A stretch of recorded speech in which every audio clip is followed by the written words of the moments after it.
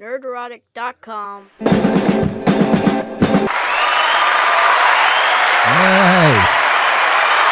Welcome everyone to the Nerdrotic Nooner. Oh my God, that's blasting out again. Hopefully it doesn't sound like a robot, because it was sounding like a robot before. You guys will tell me if the audio sounds okay, and I will show myself. Yeah, there's already 3 dislikes. That's okay. It's my mom, my 2 sisters, probably. They actually have no idea what I do. No idea. So greetings, everyone. Welcome to the Nerdrotic Nooner. Shout out to Drunk 3PO. Let's just get that out of the way, shall we? And we've got quite a bit to talk about today. The sound sounds good. Okay, great. Because I was about to fire up and I sounded like a Dalek again, and I don't know what it is. All you have to do is restart the sound system, and it's fine.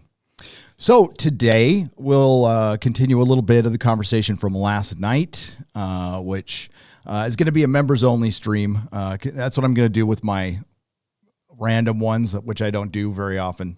But this is a proper nooner, and we'll go over some of that stuff again.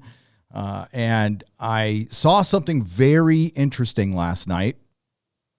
I can't really say how I saw it because I am no longer a subscriber to Netflix, but I saw it. There is a documentary on Netflix called The Social Dilemma, and I found out about it because I went to George R. R. Martin's Not a Blog, and he said it's the scariest thing he's ever seen. So I'm like, oh boy, better watch this.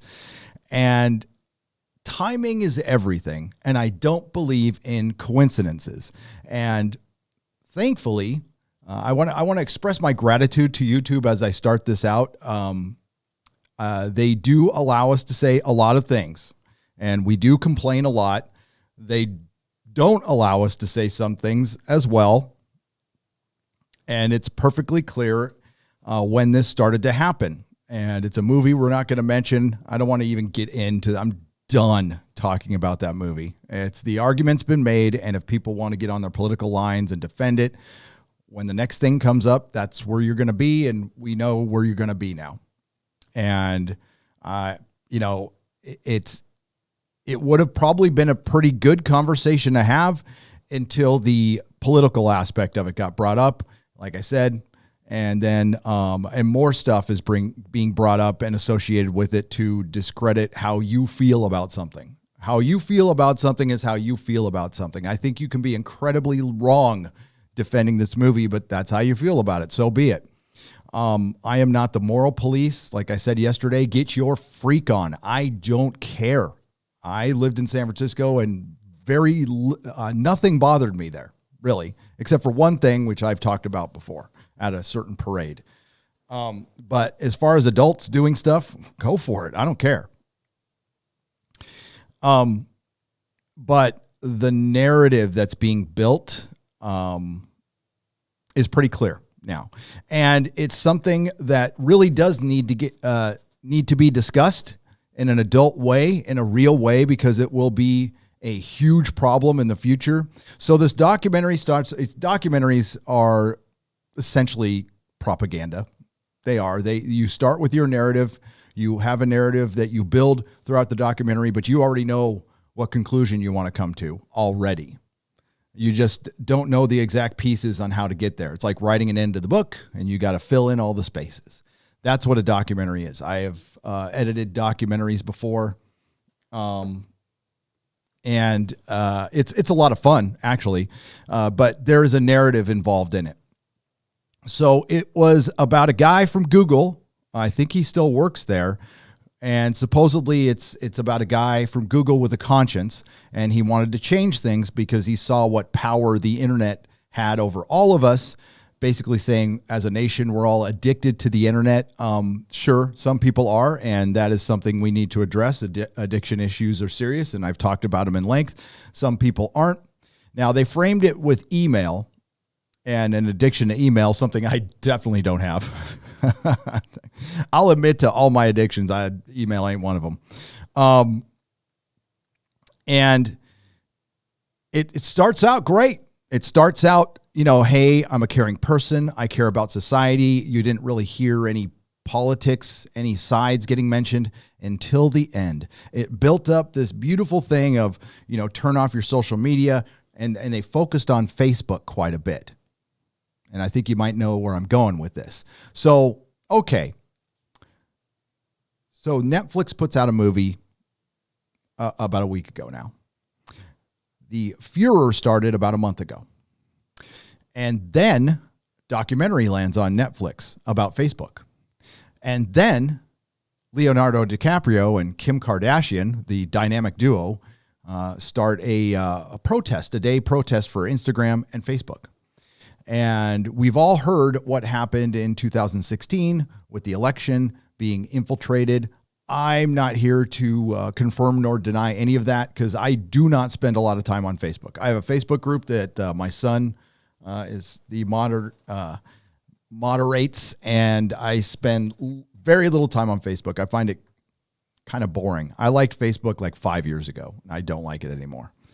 But everybody's in the group is fine. It's actually the group's getting to be a lot of drama going on in the group right now, so I might have to shut it down. We'll see. I haven't taken the time to go in and look, but my son, who is pretty tolerable guy, he puts up with. He's very chill and doesn't get upset about anything. And he's already like, Dad, this is getting bad. So I digress. They say in this documentary, to sum it up, and I highly recommend you watch it if you can, if you're still on Netflix, is at the end, the people at Google, the people at Facebook absolutely admit we can manipulate you without you even knowing it.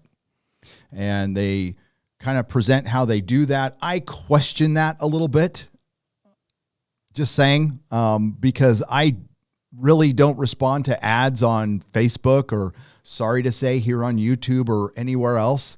I get past them as soon as I can. It's just, it doesn't even sink in with me. I imagine most of you are like that too. They were really presenting it like we were all a bunch of sheep. Now, there's sheep out there, not going to lie. And they were presenting it that people are infiltrating individual groups to try to get this group to get on one narrative. And then this narrative gets pushed out and it's false and it's based on lies. And they used a couple of theories, we'll say, out there that were debunked, right? But they didn't contrast it with stuff that was true. That was my problem. And they really stuck on, they talked about Russians, right? But there's one country, one government they didn't bring up once at all. And I bet you can guess. Not a narrow word about this government. And yeah, I certainly believe there are a lot of countries that try to sway our elections because we're the most powerful nation in the world. What we do dictates a lot of things, and these countries have their interests, so they are most certainly. I don't doubt that for 1 second. But to just completely omit one country that is probably the most obvious of them all, that's when you see a narrative starting to be built, and you see commonalities, and I don't know if this is the hypocrisy of it is this was a documentary about regular folks, innocent folks, being manipulated with half-truths, untruths, and swaying an election in the same documentary where Silicon Valley admitted that they would sway the election, and not even bringing up the mainstream media, not even bringing up the other side of the argument. The mainstream media, which has been busted. It has. So I think this is a conversation we absolutely need to have.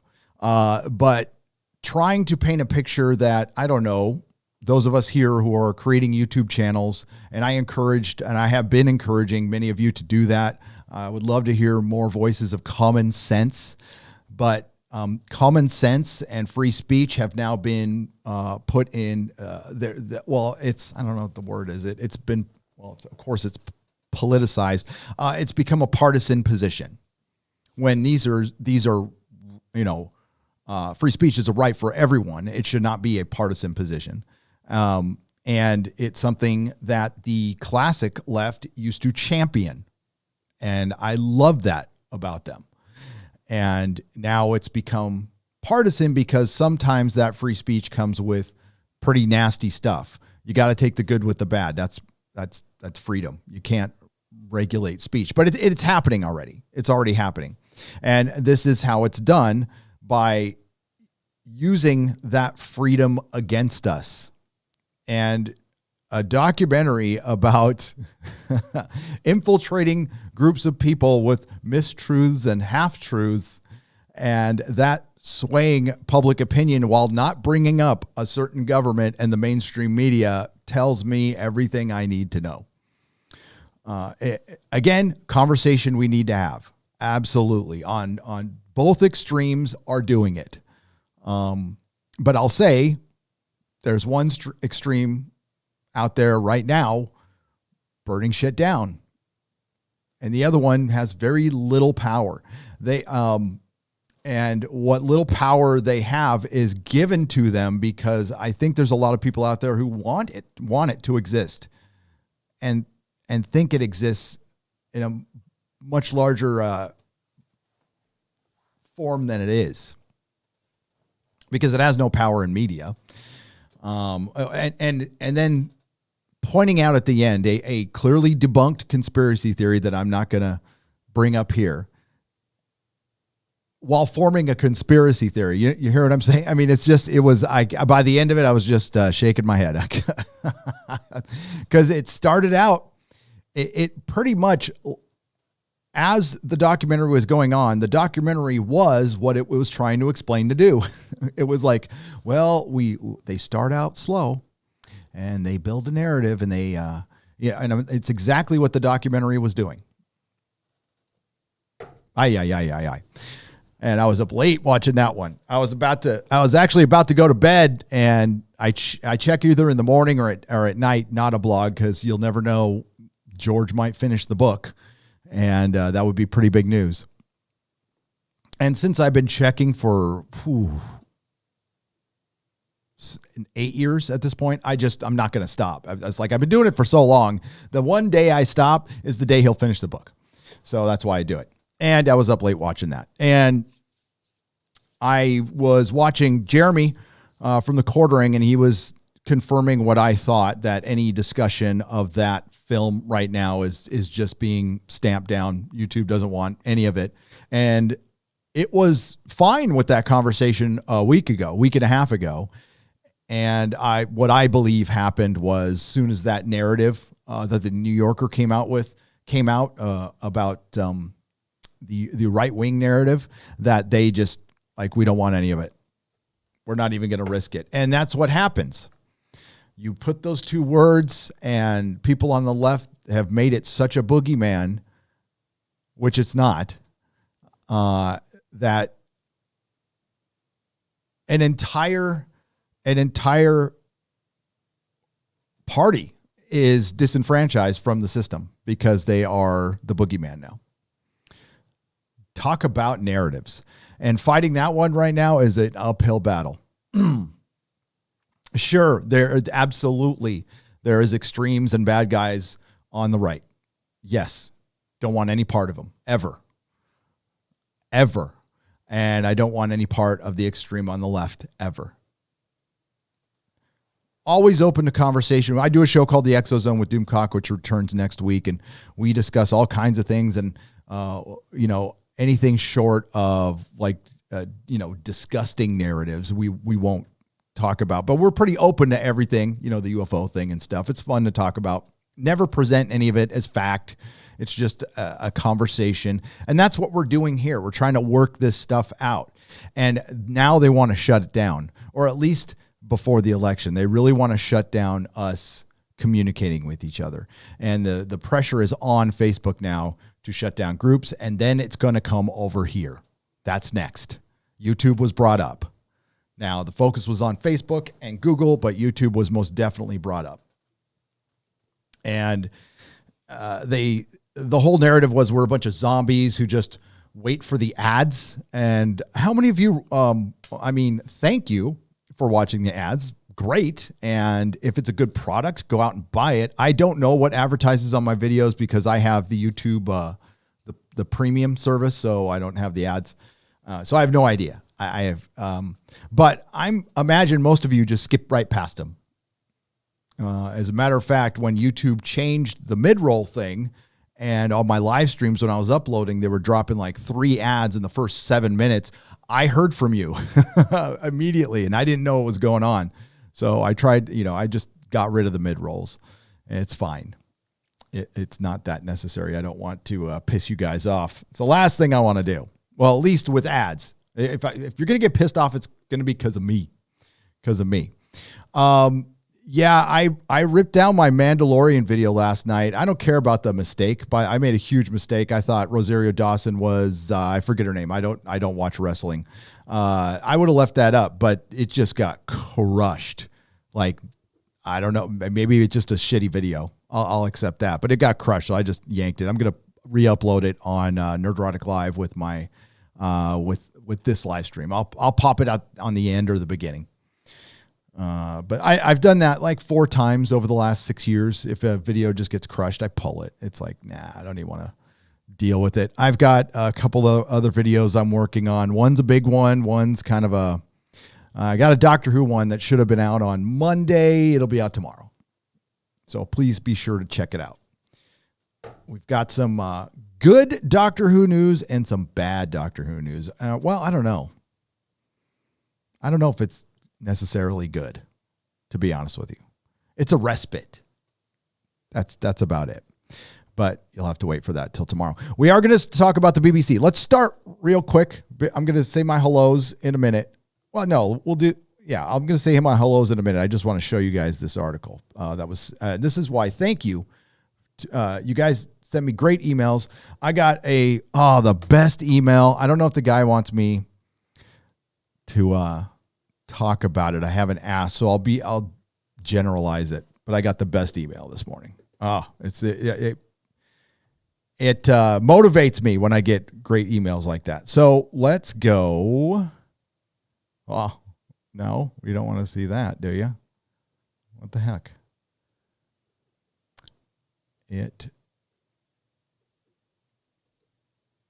That's the wrong window. Well, we'll look at that for just a second until I get the right window up.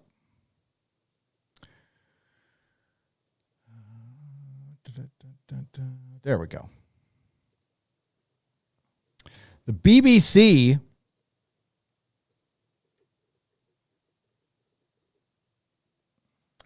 is losing money, apparently. Now, I am obviously not in the United Kingdom, so I love it when my Brits email me this stuff, and you guys find out long before I do because the BBC doesn't get talked about this much. Now, there's 2 things we're talking about the BBC. One of them, I got to wait till way later in the show because I don't know. I'm not sure if YouTube's going to like it very much, but it is a clip that it is eye-opening. I mean, it's one of those things you already know, but when you hear it out loud, you're going to go, what the entire F? So we'll start out with this. From the Express. I'm sure the Express is just the pinnacle of journalism. I have no idea if it's, like the Mirror, the Sun, or it's legit. I don't know. But disaster for BBC as 237,000 families stop paying license fee costing £40 million.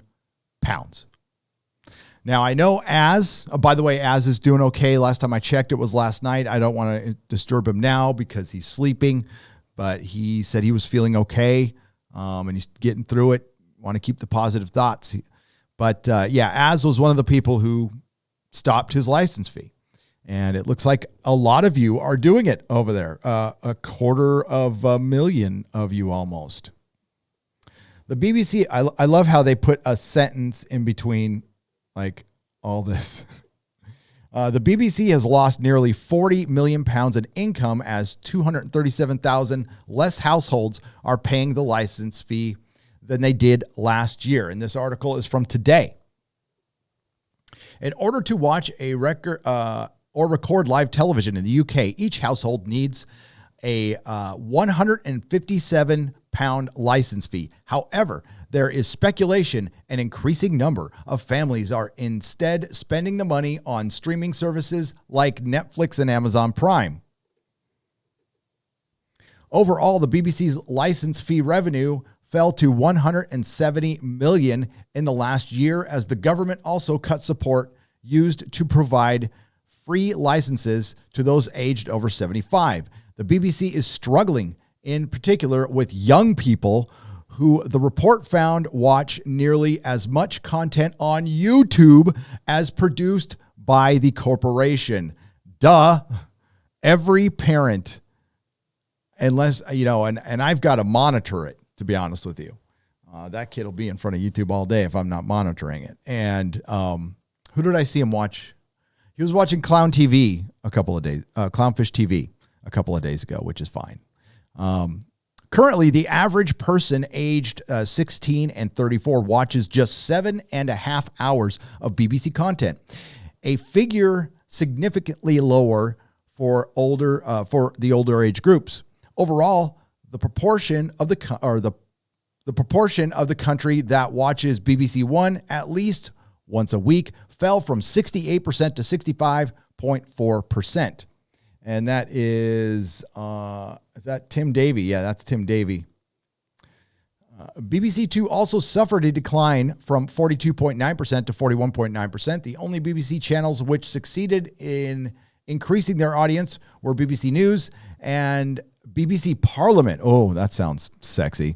Likely related to last year's drama around Brexit. The report explained young adults watched 11 hours a week on all TV channels on average, decreasing around 75 minutes year on year. My God, that is knowing too much information. In contrast, the time they spent using the TV set for subscription video on demand, gaming, YouTube, and other purposes increased up to around 40 minutes per week to just over 9 hours weekly on average. How do you get that information? How exactly do you get that information? Internet TV, I mean, whilst its revenue fell, the number of senior managers employed by the BBC rose by 3 to 153. In total, 106 of these earn more than £150,000 per year. Well, that's nothing compared to a San Francisco city worker who makes, we had 19,000 of them. 19,000. I couldn't believe it when I saw that number, making $150,000 a year. So we got you beat on that one. And that is one American city that's not that big per year, giving them a higher pay than the Prime Minister. Another 76 BBC presenters and personalities also earn more than Boris Johnson. Last year, Tim Davie, the incoming BBC Director General, earned $642,000 as head of BBC Studios. When you see that compared to like American Dough, you're like, eh. But it's license payer money. And this corporation has not been representing a lot of you for quite some time in their dramas and in their news. Unlike most BBC roles, BBC Studios is not funded by license fee payments, and Mr. Davie has agreed to take a pay cut in his new it says potion position. In a statement, the BBC said some measures are not going in the right direction. No shit. Headcount has increased from 19,231 to 19,572, and senior leader members have gone up from 250 to 253. As the new Director General has said, the BBC will keep a focus on cost reduction so that the public service headcount is smaller. Public, do you feel serviced? Or are you getting serviced? The BBC also has to do more to better serve and reflect all license fee payers. It is critical that the BBC gets this right. Well, that's not a word associated with the BBC very much, or center. Earlier this year, Defund the BBC was launched to campaign for the decriminalization of TV license non-payment. The group has since picked up over 95,000 followers on Twitter.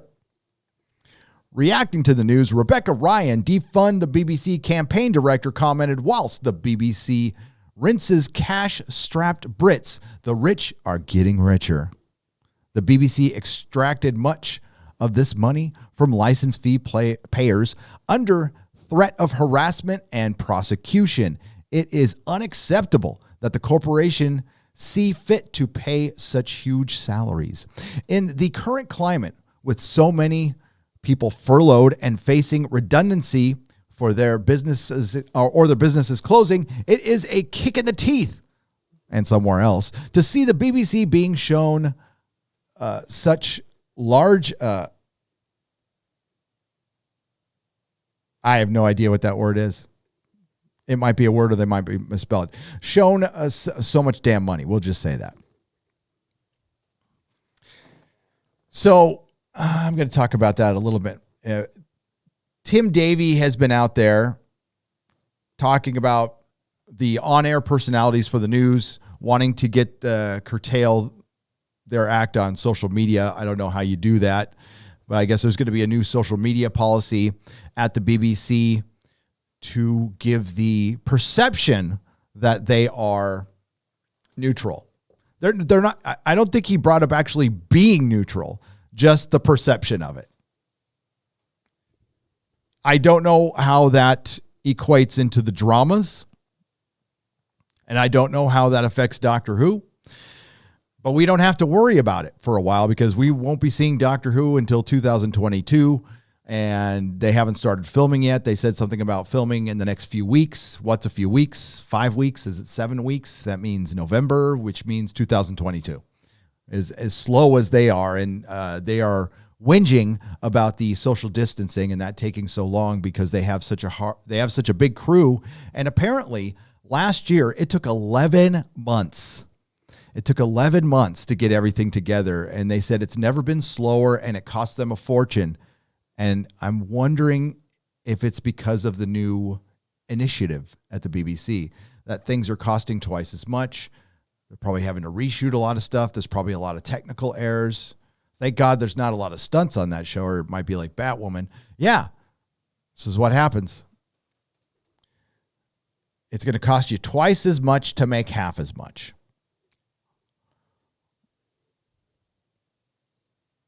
Let's see who's here.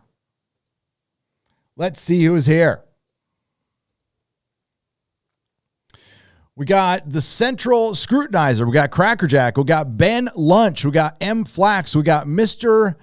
Meme Seeks. We got Dana Bailey. We got Petrified Pundit. Jon Snow, but spelled with an H. Warren Smith, Oliver Von Arks, Fat Freddy's Cat, Frackoff Feldegarb, Eric K is here with his wrench, username unknown, Dr. Y. At this point, yes, it is Dr. Y. Why does it exist? Why is it here? Fine Castle Irie, Project Storytime, Joseph Nash, Mary Ashmead is here with her wrench, and Sapphire Blue 328, Arctic Fox, Lady Gravemaster is here with her wrench, Nikki Griffiths, Ensign Ricky. What's up, Ensign Ricky? Welcome, everyone, to the Nerdrotic Dooner. I couldn't fit it in the title. We've got some comics to talk about, too. I really didn't want to put Mark Waid on my thumbnail. You'll have to forgive me on that one, but it looks like DC's going full Marvel. Well, it looks like it is. They are going full Marvel. And, it'll just hasten the end of the comic book industry. Like we said, I remember earlier this year, I was trying to, help the shops. And, the comic book industry had this one opportunity to kind of get together, figure things out, try to service as many customers as they can.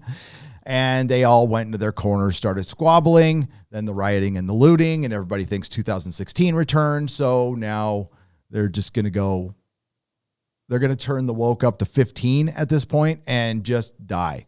And I said at that time, well, if businesses are still shut down past July, we're going to have much bigger things to worry about. Well, we're in the much bigger things to worry about territory.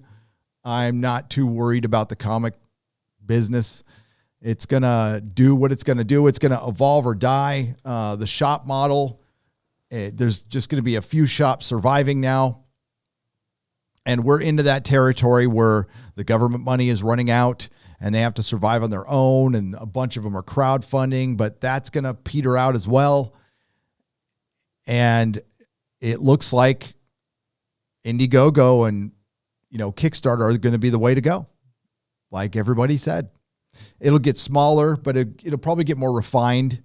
But as far as shops go, if your shop is, if you're like a trust fund kid or you're in retirement and as long as your shop, you don't need your shop to pay your bills, it can survive. If you need your shop to pay your bills and you're not in, well, I can't even say that. Midtown Comics might be in trouble at some point too. I wouldn't recommend you do it. It's a good hobby. It's a good hobby. I just want to have Gary read my super chat. Drunk 3PO is bringing sexy back, and shout out to Comics Division. The dude rocks. Toxic Man Flu, thank you for the $5. Done. I appreciate that. So Hollywood is going to be in quite a pickle. They already are. There's a lot of circumstantial evidence out there that they really need to reconnect with their customer.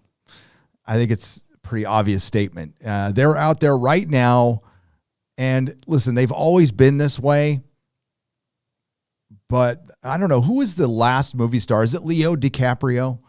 He doesn't bring butts in the seats anymore like he used to. But he's out there running a protest on Instagram. And this probably is a sacrifice for the adult pretenders to not post on Instagram for 24 hours. To get Mark Zuckerberg, and I'm not here to defend Zuckerberg, ever. I think we can all agree that dude's got way too much power. And look, is this a great country or what? Mark Zuckerberg couldn't get laid. Couldn't go, and he makes $1 billion company out of it. Only in America could that happen. There's no other system on earth where that could happen, where you take a negative and you turn it into a net positive, and then it turns into this monster out of control. But I don't know. Maybe it's just because I'm off Facebook. I don't know how many of you are on it. It has zero power in my life. I honestly, I thought it was on its way out. Now, I drove by his houses in the Mission when I lived there. He's got walls around him, and he bought his neighbor's house, and he's got 16 armed security guards monitoring these houses. I can't remember the number of homes. At the very least, it was 2, but I think it's more than that. And right in the Mission, in the middle of San Francisco, in a neighborhood, instead of, go do what normal rich people do and go out in, Bel Air, or go up to Pacific Heights, or go up to Marin, dude. There's plenty of room up there in Marin to have your compound. And if you do it in the middle of Mission, you're just going to piss everybody in the Mission off, and they're mad anyway. They're always mad. So one thing I found out about quickly when I moved to San Francisco, because I grew up probably in the most chill city in America. San Diego, at least North County, is just beyond chill. It's frustratingly chill sometimes. But you go to San Francisco and there's all the hippies and stuff. And the first thing I found out is everybody's pissed up there. It's like a little mini New York. They're just pissed, but pissed in a California way. See, it's more of a passive-aggressive way. See, New York, they're not passive-aggressive. They're very in your face. San Francisco, yeah. They won't tell you. They're the whole city of, I'm fine. I'm fine. My Cara D action figure from third party arrived, says 200 beep, bop, boop, watt studio for $2. Excellent. Mine has not yet.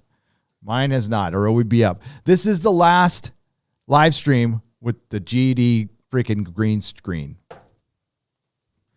I am almost done with the background. I got to light it and stuff. Might give you guys a peek later.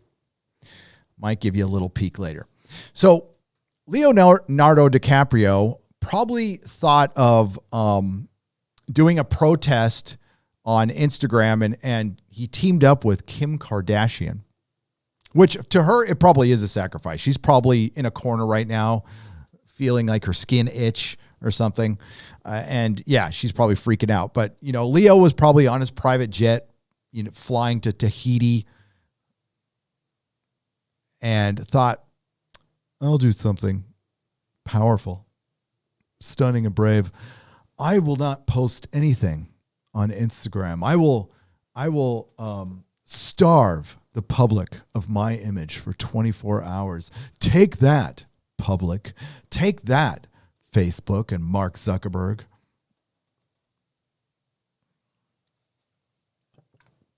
Sorry, I have to drink freaking Starbucks. Ugh. It's a convenience. Sometimes convenience is a killer, but caffeine's good. Yeah, that protest is going on today. I don't know what good it's going to do. I think I do believe the stock went down. But this is all about the election. This is all about that documentary I talked about earlier. If you missed it, I think you can rewind it. Oh, I didn't want to go to freaking Facebook. I wanted to go to Facebook stock.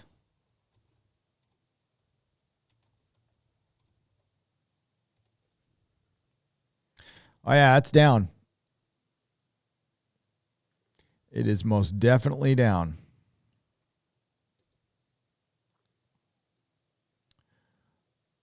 Right there. But if you have a bunch of, rich people, if Leonardo DiCaprio calls 5 of his friends and says, sell your Facebook stock to make my protest look good, and then we can protest manipulating people by manipulating people. Okay? Okay, cool.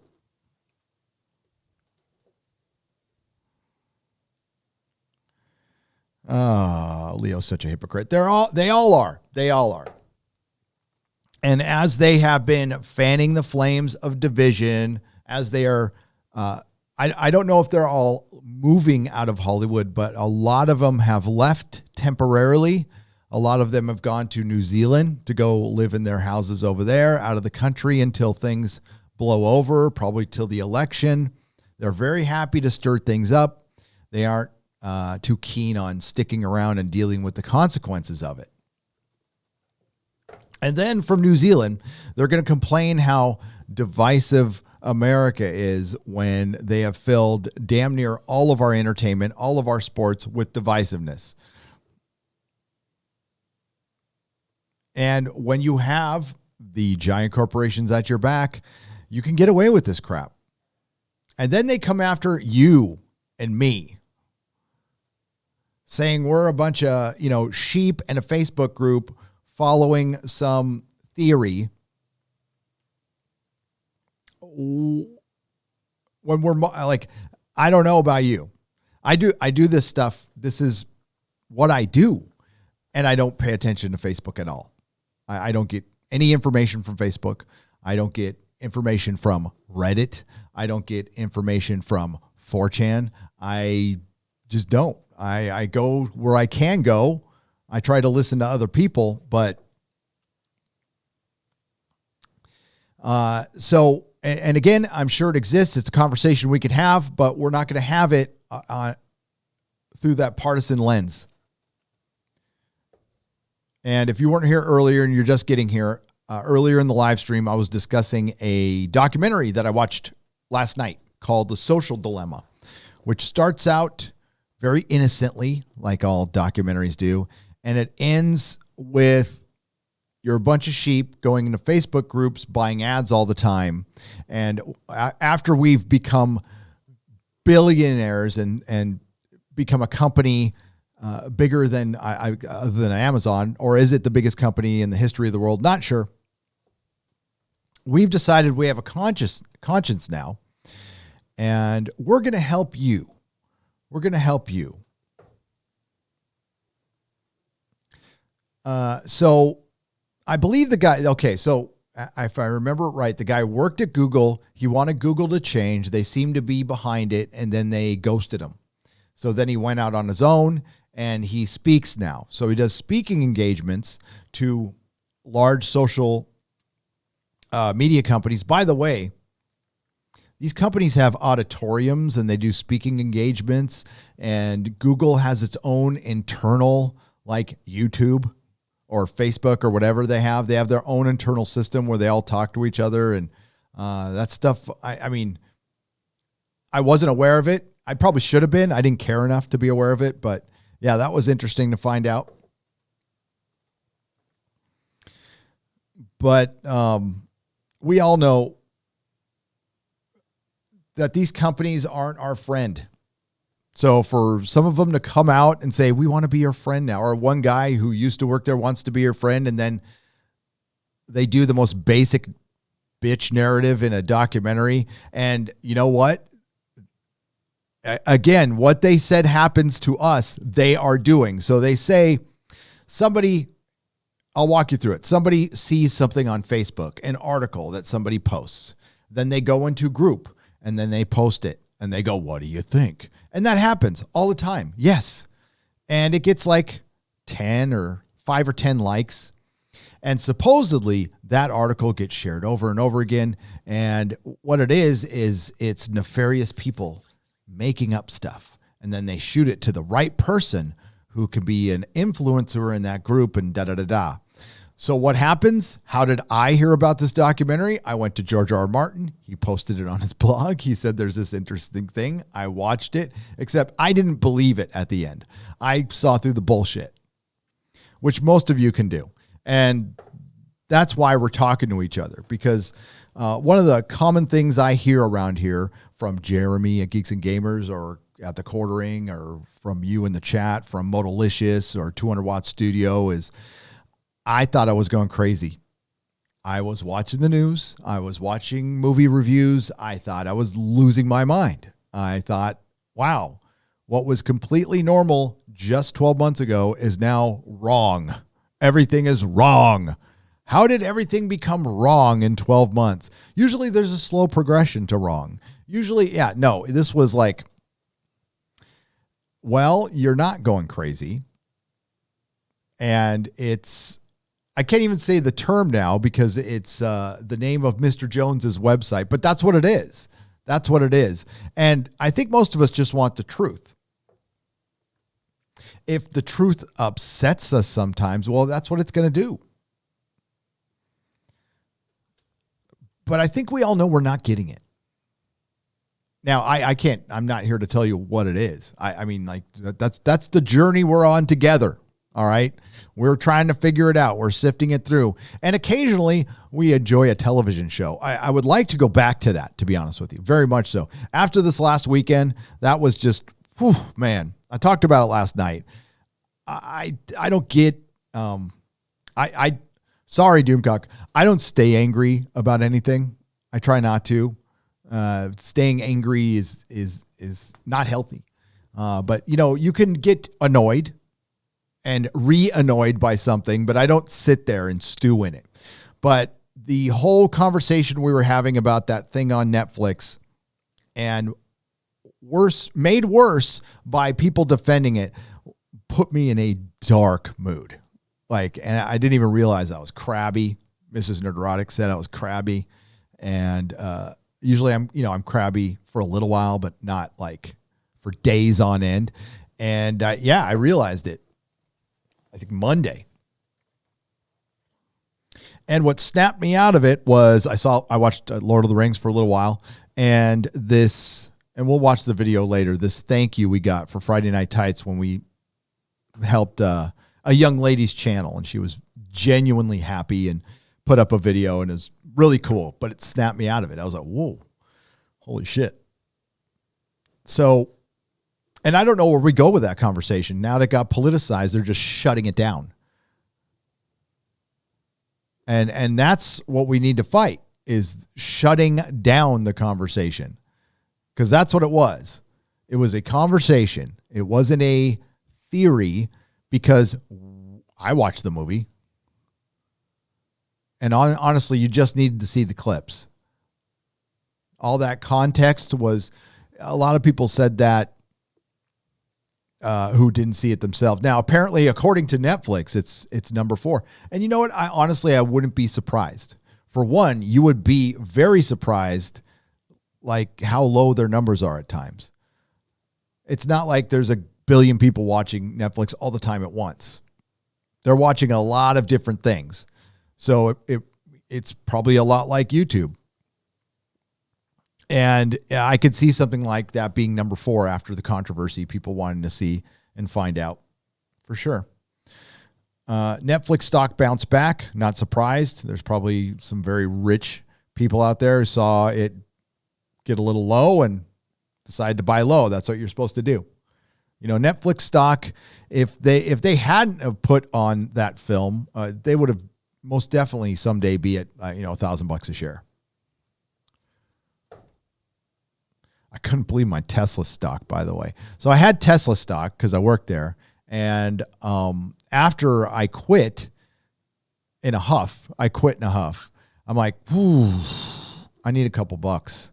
So I'm going to sell my Netflix stock. And I didn't follow through with it. I got the process started, didn't follow through, and I thought I sold it, but I didn't. And I'm very happy I did that. Very happy I didn't do that, by the way. Very, very happy I didn't do that. Holy crap. But yeah, Facebook stock's taking a hit. Netflix stock looks pretty good. And the beat goes on, and I guess we're just going to have to wait till the next time we see some normalization. But the one good thing that came out of it is awareness. The awareness is coming up, and it's coming up so much because remember, this was brought up before with Me Too, and it got stamped down. And every time it gets brought up, it gets stamped down and called a theory of some kind, when we all know it's bullshit. We all know what's going on in that town. I don't know how much. I don't think it's like a lot of people. It's probably a small group that's been getting away with it. I don't know, forever. A lot of circumstantial evidence, though. And what blows me away is it gets defended. Like, what does Netflix care? I mean, they run Hollywood anyway. Oh, yeah, that's right. Somebody who works at Netflix, a cheerleader, got busted. Mm-hmm. So the Netflix stock is, it's not up at all, actually. I heard it was up. I was incorrect. Which I am. It happens. Let's take a look at that Netflix stock.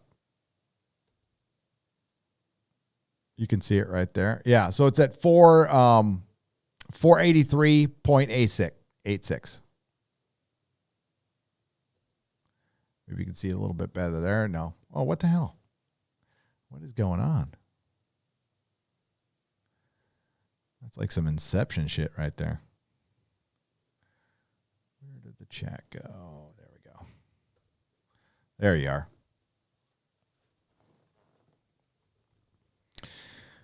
Let's get to you a little bit here.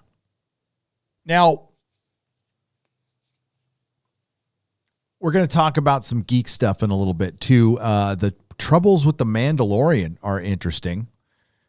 I found something else interesting too. Now, there could be a lot of reasons for this.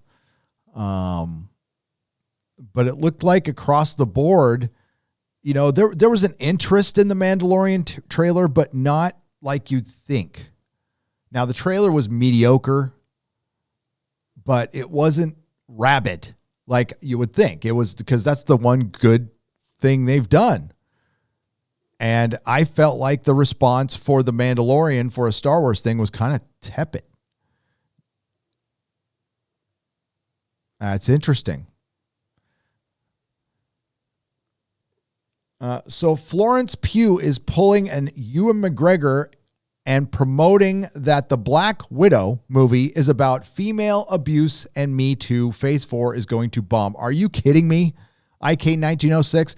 Hey, email me that, would you? Here comes the MCU. We all knew it was coming. And they just can't shut up. They bury their films before they even come out. And this movie is probably not going to come out in the theaters anyway. I don't know why they haven't just dropped it on Disney Plus. Oh, because it's an MCU movie? Well, I don't know. It kind of looks like I was fully expecting us to lock down again right around November, probably through the end of the year. And it still could happen. I just don't think people are going to do it. They can try. But I was fully expecting that. So, and they pushed it to next year anyway. Under normal circumstances, it would have been a hit if they had released it when they wanted to release it. There was still momentum. It's a Marvel movie. It's got the brand recognition. It will still be a hit, but it's going to be more of an Ant-Man Wasp kind of movie than Captain Marvel making $1 billion. You're not going to see a movie of the quality of Captain Marvel make $1 billion again. Not anytime soon. And Disney knows it. And Black Widow most certainly could have been, like, in a true sense of the word, a feminist film. It already has feminist themes in the comic. But we're talking about 2020 intersectional feminism, which is about as exciting to watch as intersectional feminism. I can't think of anything else worse than that to watch. A movie based on that. Predictable and bad. It won't be funny because intersectional feminists have no sense of humor. That is removed. And it won't be sexy. So you're going to put Scarlett Johansson in a movie, and she's a good actor. She is. But we don't watch Black Widow for the acting.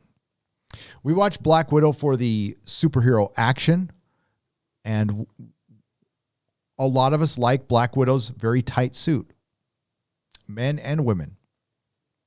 The attraction thing. There's different levels of attraction, right? We've all talked about this before. There's a great article out on that that plays into why we watch film, why we root for certain characters. And when you mess with that, it always fails, like every single time. And they're messing with that. They messed with it with Birds of Prey because people like Harley Quinn because of her costume. Girl Deadpool. It's something that's funny for a little while, then the joke grows old. Why do you think a lot of ladies like Harley Quinn? Why do you think Harley Quinn is the second best-selling merchandise for DC, right next to Batman? Is it because of her mind?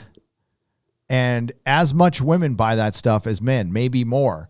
I ask you again, is it because of her mind? No.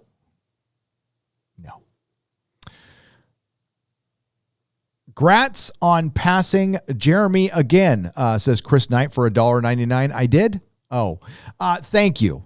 I appreciate that. I like the congratulations. I'll take that at any time. But Jeremy will probably pass me back up tomorrow. The subs have been bizarre on YouTube over the last couple of months. I can't even figure it out. So thanks. I appreciate it. As long as I'm growing, I'm happy. See, on YouTube, the key to YouTube, I've watched some of those videos where like top 10 mistakes YouTubers make. I watch them. It's good to listen. There's one I absolutely believe in though. Compete against yourself. Compete against yourself. Do not compete against another channel. You'll drive yourself crazy. Compete against yourself. The one thing I had to get over is, they made a video on that. I'm not going to make a video on that. Bullshit. Everybody make a video on it. People want to hear your take. So, thank you. Instead of Joker 2, I'd rather see other lesser Batman villains get the Joker treatment. The ventriloquist would be an amazing choice to feature. Ironcaster for $5. For hardcore DC fans, yes, but the average normie has no idea who that is, and you need that brand recognition. I don't ever want to see another movie get the Joker treatment. I don't. I think it was an anomaly. It will never happen again. For one, it's a remake of Taxi Driver. And we're also going to discuss an article, a brilliant article that came out on my good friend Jeremy's Geeks and Gamers website. That we're going to discuss about the Joker. The Joker 2, the only way that would work, and it can't, is if you had Joaquin Phoenix take on a Batman. Unfortunately, Batman was 27 years younger than him. So, yeah, it's just not going to work. No Joker 2. No thanks. If Joaquin Phoenix is offered $50 million, he's got to take it. I understand that. But Todd Phillips will probably not direct it.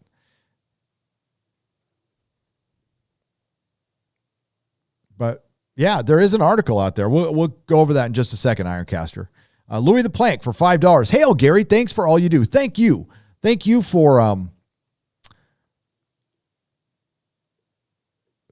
for supporting here. Sorry, I got distracted there. Thank you for your support. You guys keep me sane. Again, I got a great email, just reaching out. Somebody said, hey, you've been, it's been a real bad time in my life. Thanks for keeping me company. And, the same goes back to you guys. And I've been in that position before, believe me. So there it is. So let's see how much validity there is to this.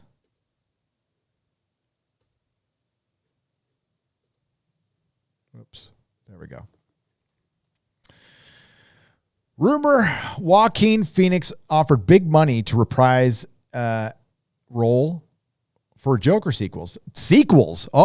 Despite the standalone nature, Joaquin Phoenix Joker may spin out into a trilogy, as a new rumor suggests that Joaquin Phoenix has been offered a sizable amount of money to put on a happy face for 2 back-to-back sequels. An insider has informed the UK Mirror that Phoenix is being offered $50 million to reprise the Oscar-winning role of Arthur Fleck for 2 more movies. Joaquin initially felt Joker was a standalone movie, but then $50 million rolled up to his house, and he said, I think we can make it trilogy. Wow, artistically, that all of a sudden works for me. The Insider further alleged that a timetable has been set for production on the sequels, and noted that Warner Brothers has also courted commitment from Joker director Todd Phillips and producer Bradley Cooper. They plan to make 2 sequels in the next 4 years with a long-term commitment to Bradley Cooper produced it. I didn't know that. So they plan to make 2 more. Here's what I would do.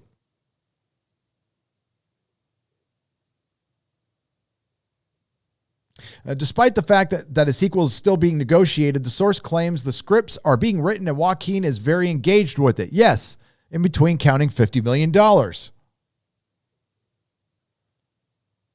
Sequel talk began the Joker's unexpected box office success, a reception which shocked Warner Brothers as much as anybody, and The Hollywood Reporter previously broke a story in November that Phillips and co-writer Scott Silver were working on a follow-up. At the time, Phillips downplayed the report as just that, mere talk. Well, a movie doesn't make $1 billion and they don't talk about a sequel, says IndieWire. Yeah, hell no. He would add, Joaquin and I have publicly said We've been talking about sequels since week 2 of shooting because it's such a fun thing to talk about. Okay. We know how much it grossed. All right. So I'm going to get to that other article in just a moment. The reason the Joker is on my thumbnail is not for this article. It pretty much, the reason I put Tom Hanks on my thumbnail is it represents Hollywood right now. To me, it was an artistic choice. It represents Hollywood. Tom Hanks represents Hollywood right now. He is the face of Hollywood. And the Joker is the face of clowns right now. And they're acting like clowns. They're spreading division in America. And I want to remind you of something that happened. Joker came out about a year ago, right? It's about a year ago. I was in New York at New York Comic Con with Jeremy and met EVS there and everything. And I remember, it's one of my best performing videos, talking about the narrative that was built around that film. Remember it? I do. I had to walk through a metal detector to see the Joker. And I thought that was the craziest thing I've ever done. I'm like, what is going on? Little did we know 2020 was right around the corner. But Jeremy and I and Sir Ruin of House Roundhead, who was out there, who took us to the film, and seeing it in New York was like perfect. And I love the movie. I understand the themes. And I understand the narrative that was built around it. And remember, it was going to cause violence. Remember that? Remember, it was going to cause violence. Violence in the streets. A bunch of us white guys were going to go out and start burning shit down and doing much worse. And guess what happened just a few short months later? That the media all of a sudden was all about.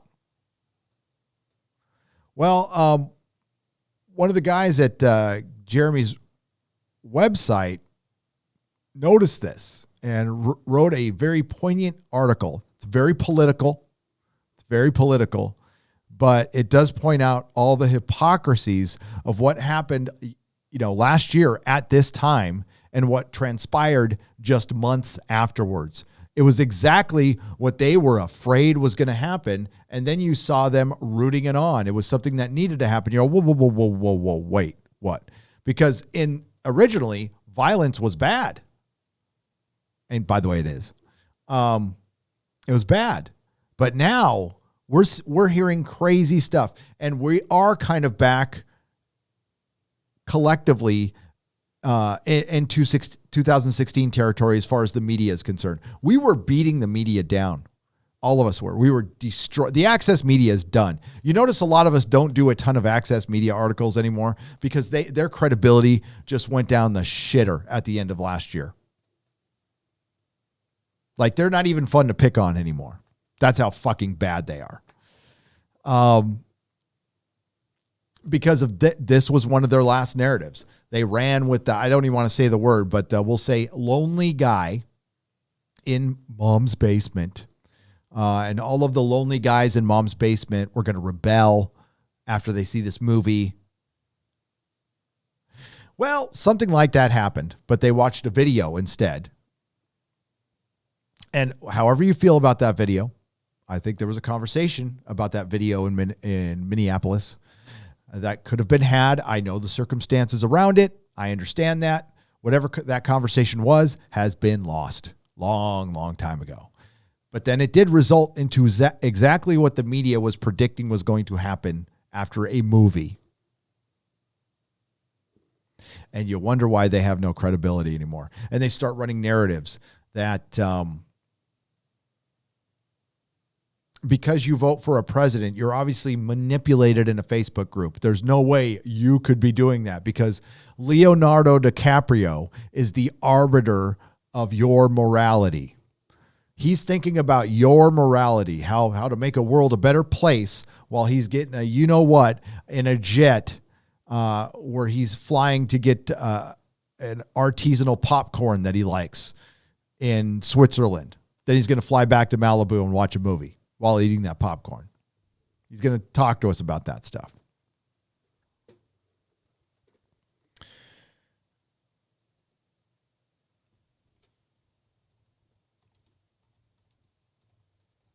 pull this up. And there's also, don't forget, there's also that video we're going to watch from the BBC.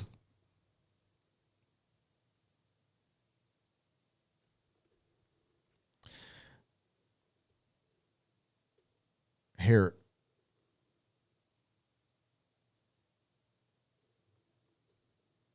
God, I hope I can find this now. Here, I'll just go to their website. They're an up-and-coming website, so it's not going to be... there it is. Where is that article? Give me just a moment.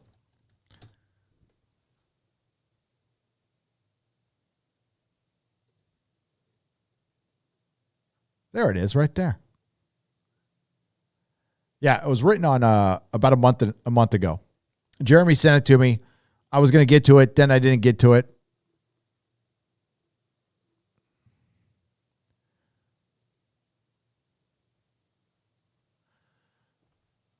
But this is it. Not going to read the entire thing. We'll go over some highlights, but he discusses how it's life imitating art. I do highly recommend you read it. Again, Jeremy lets his people get as political as they want, and it's an opinion piece. It's by Alex Gerzo. If I mispronounce his last name, sorry. I met Alex. I'm trying to look. That's the guy I met in New York, right? Life imitates art is one of those cliches that people rattle off with such regularity that one typically just nods along whenever it's uttered. But this past year, new life has been breathed into the rote chestnut, and it's not come at the hands of the increasingly violent left all around the country. Antifa and BLM, the foot soldiers of the certain party and their propaganda arm, the mainstream media, have been laying waste to every American city where the stateside version of Sinn Féin gives them free reign. Sinn Féin gives them free reign. Rioting and looting, arson, assaults, and even murder have become part of the left's new normal. And no matter which side of the divide any of us fall on, we're all just praying to make it through the election in hopes that it will finally end. What makes it so fascinating from an entertainment perspective is how closely our homegrown ists mirror, and not the normal kind of ists, the ones that they're scare ists, I'll just say that, mirror what was last fall one of the many, many targets of their ire, the Joker. Joker is a new version, albeit with influences from previous stories, of the premier comic book villain's origin, one in which aspiring comedian Arthur Fleck, Joaquin Phoenix, in a role that would win him a much-deserved Oscar, begins a downward spiral through grief, depression, and madness, facing rejection from every aspect of society he hopes will eventually care about him until he becomes the monster such a world will inevitably birth.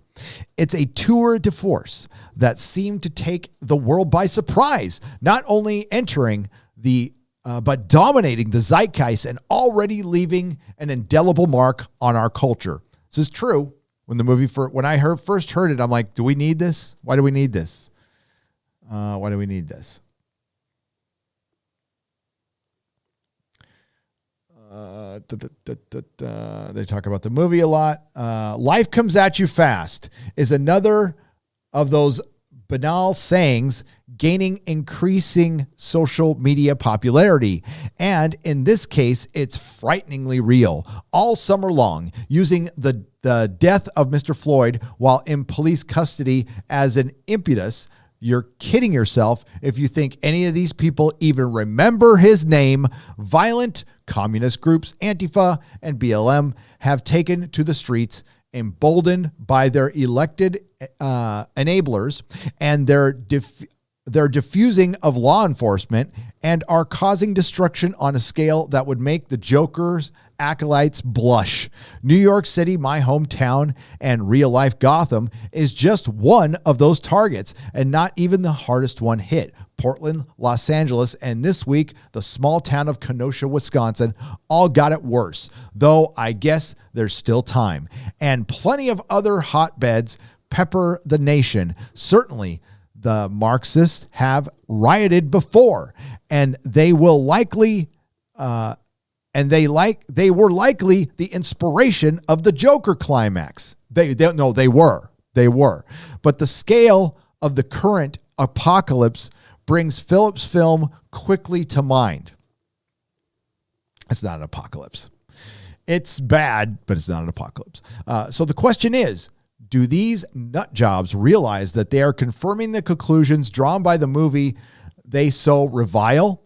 They have become the Joker and his army, the people they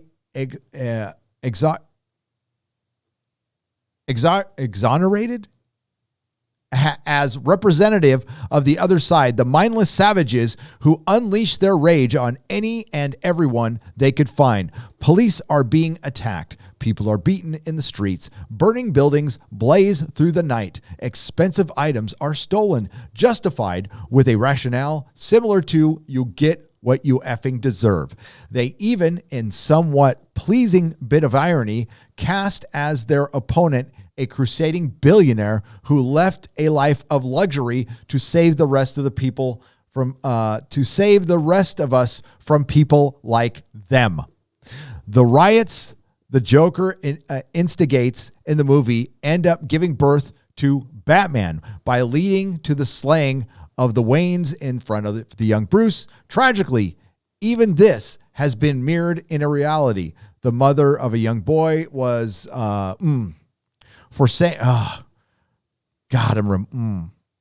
somebody left this mortal coil for just speaking a sentence.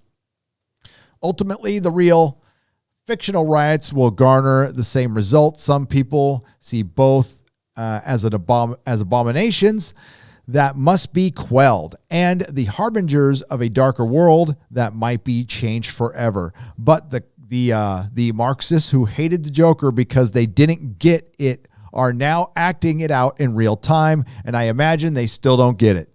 So much the worse for the innocents caught in the path, because when violence starts, nobody laughs but the Joker. And you add the media in that. Well, yeah, you add the media in that.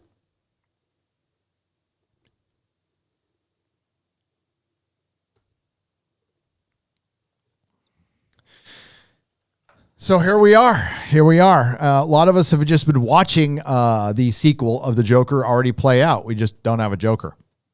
Well, we might. We might have a few. But as far as healing, which is, unity, healing, things we all want, the extremists don't want that. They most definitely don't want that. Now, one of the things in that documentary I watched last night talked about, we're divided, but the whole thought is, once you come over to our line of thinking, there'll be peace. Once these dumb sheep realize that they're dumb sheep and they listen to, those intelligent people in Silicon Valley, who no doubt takes a lot of intelligence to build algorithms and build billion-dollar companies. It also takes a lot of time in solitude, a lot of time by yourself, and you're not out there interacting with a lot of people. So there has to be a social intelligence, which I question for Silicon Valley. Not, again, hashtag not all. Not everybody's bad. Not everybody believes that way. Most of us don't. We're just little cogs in the machine. And again, that's one of the things they try to point out, but they point it out in a very biased way. Hail, Gary. Thanks for all you do. Thank you, Louis the Plank, for $5. Lady Gravemaster says, wasn't my live stream, LOL, Metal Gear Mandos. I don't know what you're talking about, Lady Gravemaster, but thanks. The Physicality channel, and you're not supposed to be giving super chats, by the way. The Physicality channel for $2. Friendship and karate for everyone, fellow boomers. Greetings, fellow boomers. Concentration camp in Brisbane, Australia, $14.99 Australian. Hail, Nerdrotic. Save as. James Fox documentary, The Phenomenon, will be available digitally worldwide on October 6, 2020. Can we discuss it on the Exozone? If I have time to watch it, certainly.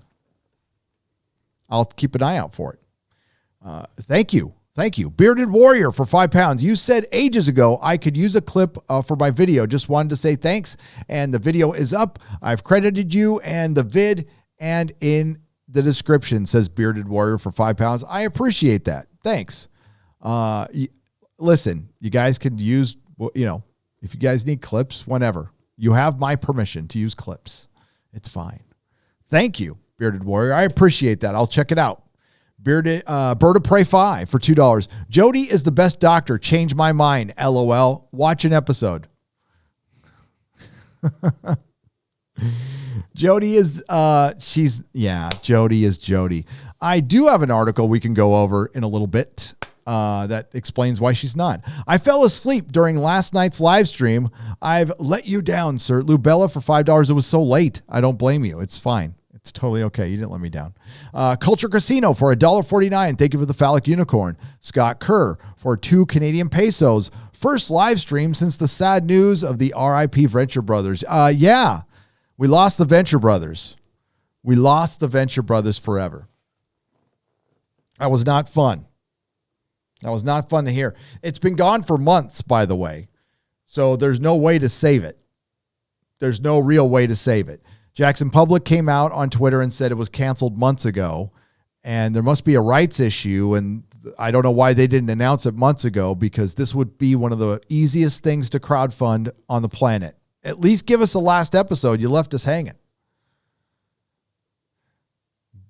Buttermilk Biscuits for $10. New subscriber here, and I've been loving the content. Thanks. Well, welcome. Thank you very much. Glad to have you here. Concentration camp in Brisbane, Australia for $14.99. Hail, Nerdrotic. Say, why did that pop up twice? That's weird. Oh, it popped up twice. Did you mean to do that? Concentration camp, Brisbane, Australia. Save as, by the way, as from Heel versus Babyface is feeling under the weather. I don't think he'll be making Friday Night Tights. I don't expect him to. So he'll return when he's ready, when he's healthy. And hashtag save as. Emotionally unstable amphibian for £2. Please say heteronormative. Heteronormative. That is the one thing they will be taking out of Star Trek and Doctor Who. I'm going to give you guys a little preview. So if you watch the Star Trek Discovery Season 3 trailer, you would notice it's missing something. I don't care. If I thought they would tell a good story, I don't need to see a white dude. I don't need to see. They can not cast. They can have a completely, white straight dude, by the way. But you could have, I don't care, an all Asian cast in Star Trek. I'd watch it if it's good. I don't care. But yes, they had their greatest achievement is the first Star Trek without a cis white male lead, and Doctor Who, when it does return in 2022, it will be a penisless TARDIS team. That's right. The first TARDIS team without a penis. That's going to be their selling point. It's going to be Mandeep Gill as Yaz, and the first female doctor played by Jodie Whittaker, who we will lovingly call Dr. Karen, as the doctor, or as a female doing a Matt Smith and David Tennant impression and killing a TV show. It will be the lowest rated Doctor Who ever. If it happens. If it even happens at this point. I think that's a good question. Because now things, if they said they're going to start filming in a few weeks. And if they do, then it's happening. But will it happen after that? If the BBC keeps losing money, it's not like that show was impartial, but it unanimously pissed off, well, most of the fans. There's still some fans hanging on.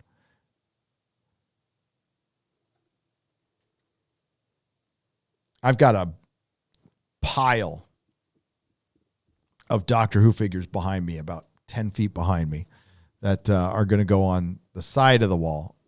I've been putting up Doctor Who figures last couple of days. And yeah, quite fun. It's been quite fun.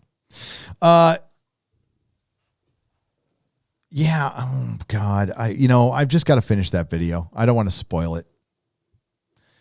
There's a good article though we can read in a moment. Do you guys want to see something? I'll read a couple more super chats, then we're going to see something very controversial that will probably get this stream ghosted the minute I play it. That's why I've been kind of waiting. So hang in there, okay? Hang in there. We're going to see something that's going to piss you off. And listen, I'll preface it before I say it. Michael Lewis, welcome to the Gandalf level. Emotionally unstable amphibian, thank you for the £2. Hashtag save as, absolutely, I agree. 200 bop, I've got to get this right. 200 beep bop boop Watt Studio for $5. Gary, Leviathan Falls, the 9th book of The Expanse was just announced. No shit. Really? When's it coming out?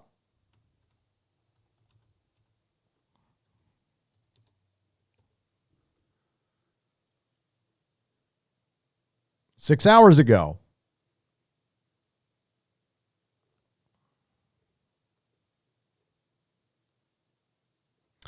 What's the date on it? It will arrive in 2021. Okay. Well, I mean, that's a conversation for another day. That's a conversation for another day because the Expanse book series took the hardest left turn and did one of the dumbest things I've ever seen a book series do. Will they be able to recover? They kind of recovered last book, but yeah. Imagine getting right after the Battle of Helm's Deep, you did a 30-year time jump and then made Aragorn a prisoner of Sauron, and you only put him in a couple of chapters in Return of the King. Yeah, that's what they did. That's what they did. It was like, what the fuck? And then we started following around. I mean, I like Merry and Pippin, but we were following around Merry and Pippin. Was watching The Waters on Mars last night, and David Tennant made me so happy, but ultimately sad as well, because I know it's gone and it won't come back. Nettled Nerds for $5. That is what RIP Doctor Who is. It's gone and it's not coming back. Star Trek is gone. While it's still here, it's gone and it's not coming back. And you have freaking Shill Wheaton out there saying this is the best Star Trek they've ever seen. Are you fucking kidding me? And it's all political, you fucking assholes. And I'm sick of them. YouTube disallows super chats with honk. Yep. Really? Sarn Zero for $2. That's lame. But they have a clown in the emojis. That's stupid. They're also doing something else that we got to figure out for new channels. I think there's something coming around the bend that I think they're going to make it more difficult to monetize.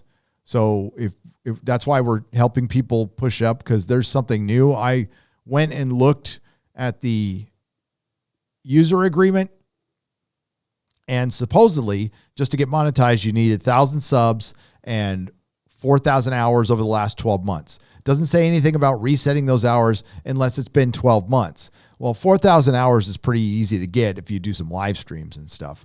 But apparently they're doing something else now, and they're resetting people's hours after 3 months or a couple of months and making it more difficult. Not cool. Bill Melater, thank you for the cupper. Thank you for the super sticker for $3.99. I appreciate it. All right, one more super chat, then we're going to get something controversial. Alex Acera for $9.99. I'm bisexual and a left-wing populist. Even I am getting sick of this hypocrisy. I hate the Dem leaders and Repub leaders. Stay safe, Gary. Midnighter and Apollo movie just... that would be, listen, a Midnighter and Apollo movie, I wouldn't be surprised if I can't believe they haven't done it, to be honest with you. I can't believe they haven't done an Authority. So listen, there's people from all sides here. We're all getting sick of this fucking bullshit. But listen, the leaders for most politics suck. That's why people like outsiders. That's why people like the Orange Man, because they see him as an outsider. And he is. And he communicates much better because he's not full of shit. A lot of people think he is. But I want to remind you, this is the same Orange Man who everybody loved just a few years ago. There's an action figure. I have it right behind me. I bought it and it says, you're fired. Remember that? Remember that guy that everybody loved and all of a sudden he's a demon for some reason? Why? Because there's an outsider messing with the system, messing with their money, which is actually our money. And they will stop at nothing to stop him. I don't believe they create scenarios. I believe they use scenarios. Except, there's a couple that they made up that never really happened, but I'm talking about events that are happening right now. They happened. Nobody's denying it. I love this bullshit that they're putting out there that if you say get back to work, you're denying that the COOF exists. No, we're not. We're just saying we know it's there. Be safe. Wash your hands. Practice social distancing. Get your ass back to work. That's all. It's this false Twitter logic shit that we need to fucking get rid of. But to be honest with you, I just lived under Democratic rule, for 18 years in San Francisco. I want no fucking part of it anymore. Personally. It's getting crazy. I'm not going to live in a place that's going to allow crime and no police. And if I protect my home, we just saw it, and there's a Tim Pool video on it right now. Guy went and protected his home. He went to jail. That almost happened to me.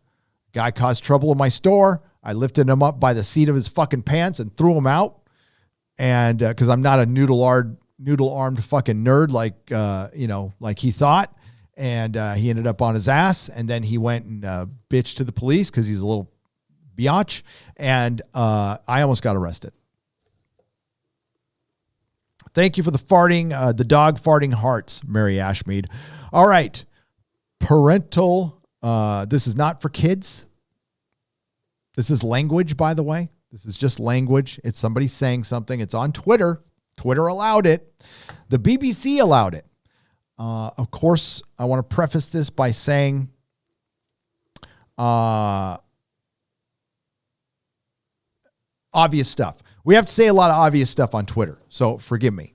But I have nothing against anyone, any race of people, any religion. All are welcome here. I see you all as equals, and that equality can be, I see you equally. I can see you individually as an asshole or a good person, depending on how you act and how you treat me and treat others around you. I see people as individuals. I don't look through that lens. I am obviously not an ist or a phobe. I have employed members of the alphabet community, and my first hire at the comic store was a black man. I don't care about this shit. I usually don't justify it. I don't feel like I have to justify it because I don't have to fucking justify it. I know my fucking life. What I'm about to show you is somebody showing their true colors. Now, the beginnings of her statement, why I vehemently disagree with them, I have no problem with. It's what she says at the end.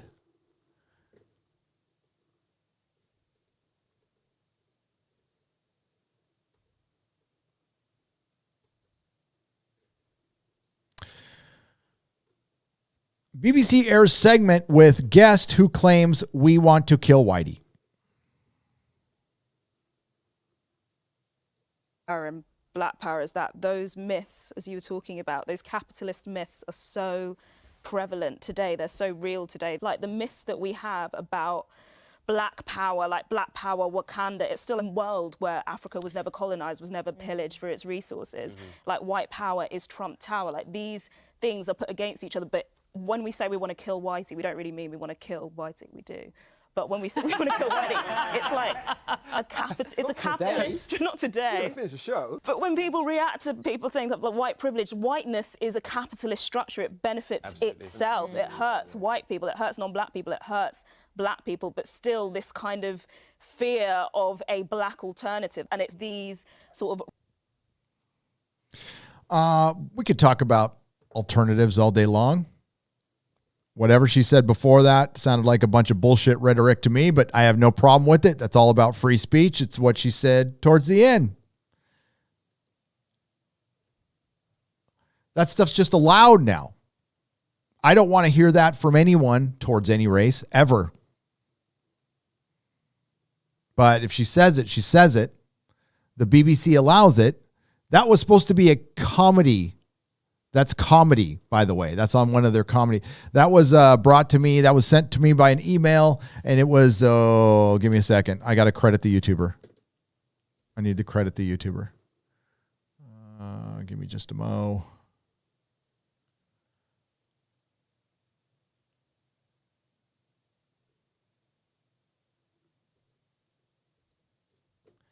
Give me just a moment. It was sent to me.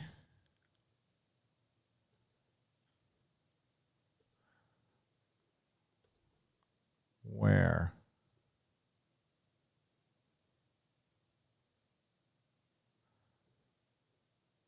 There it is. Kay Wilson sent it to me.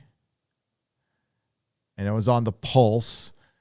And that YouTuber is Darren Grimes Darren Grimes, and his YouTube channel is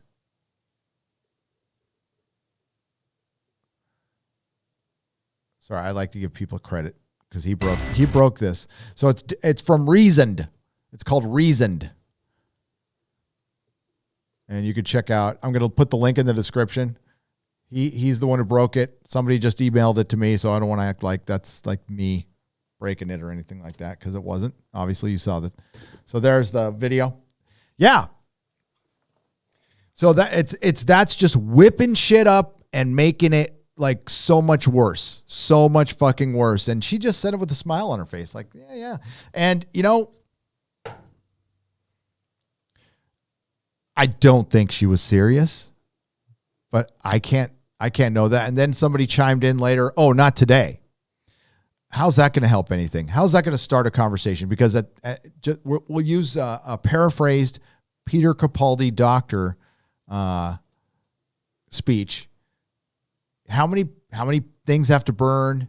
How many children have to scream until we all have to sit down and do what we should have done in the first place? Sit down and talk. And that's not going to happen because this is being mobilized by corporations. You and I are fighting corporations. We are fighting Hollywood. Hollywood is fighting with the customer, and we are paying for it. With our tax dollars, they're getting tax subsidies. When all we want is entertainment, I don't want Hollywood to go away. I don't. I want it to succeed and make good entertainment and make people happy. And if it wants to get political, and fine, but remember your main purpose here is not to influence, it's to entertain. Not anymore, though. I think those days are gone, personally. And we'll have to just entertain each other. But we'll see. We'll see. Disturbing, to say the least. I don't think is an understatement. I don't think disturbing is an understatement on that one. And that's from the BBC. And that is your license fee money. That I'd be pissed about. So how many people feel represented that you just paid for her to say that she wants you gone?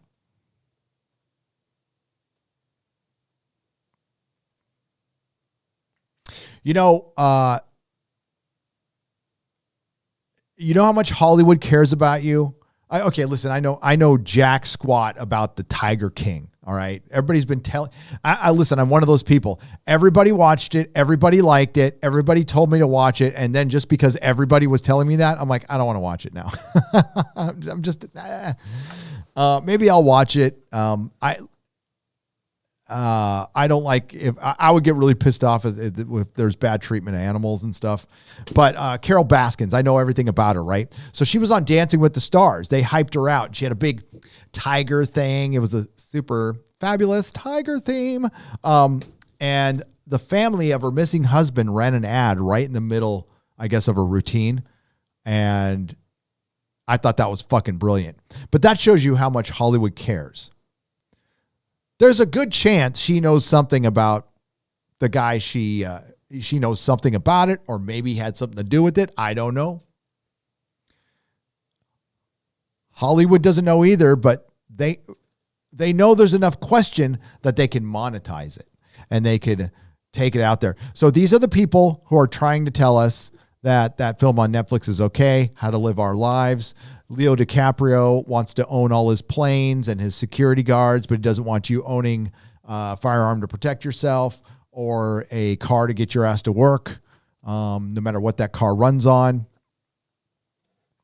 And instead of saying things like, listen, we need to eventually get there. We know you have to get to work. I know not everybody can afford this, so let's all get together and not litter.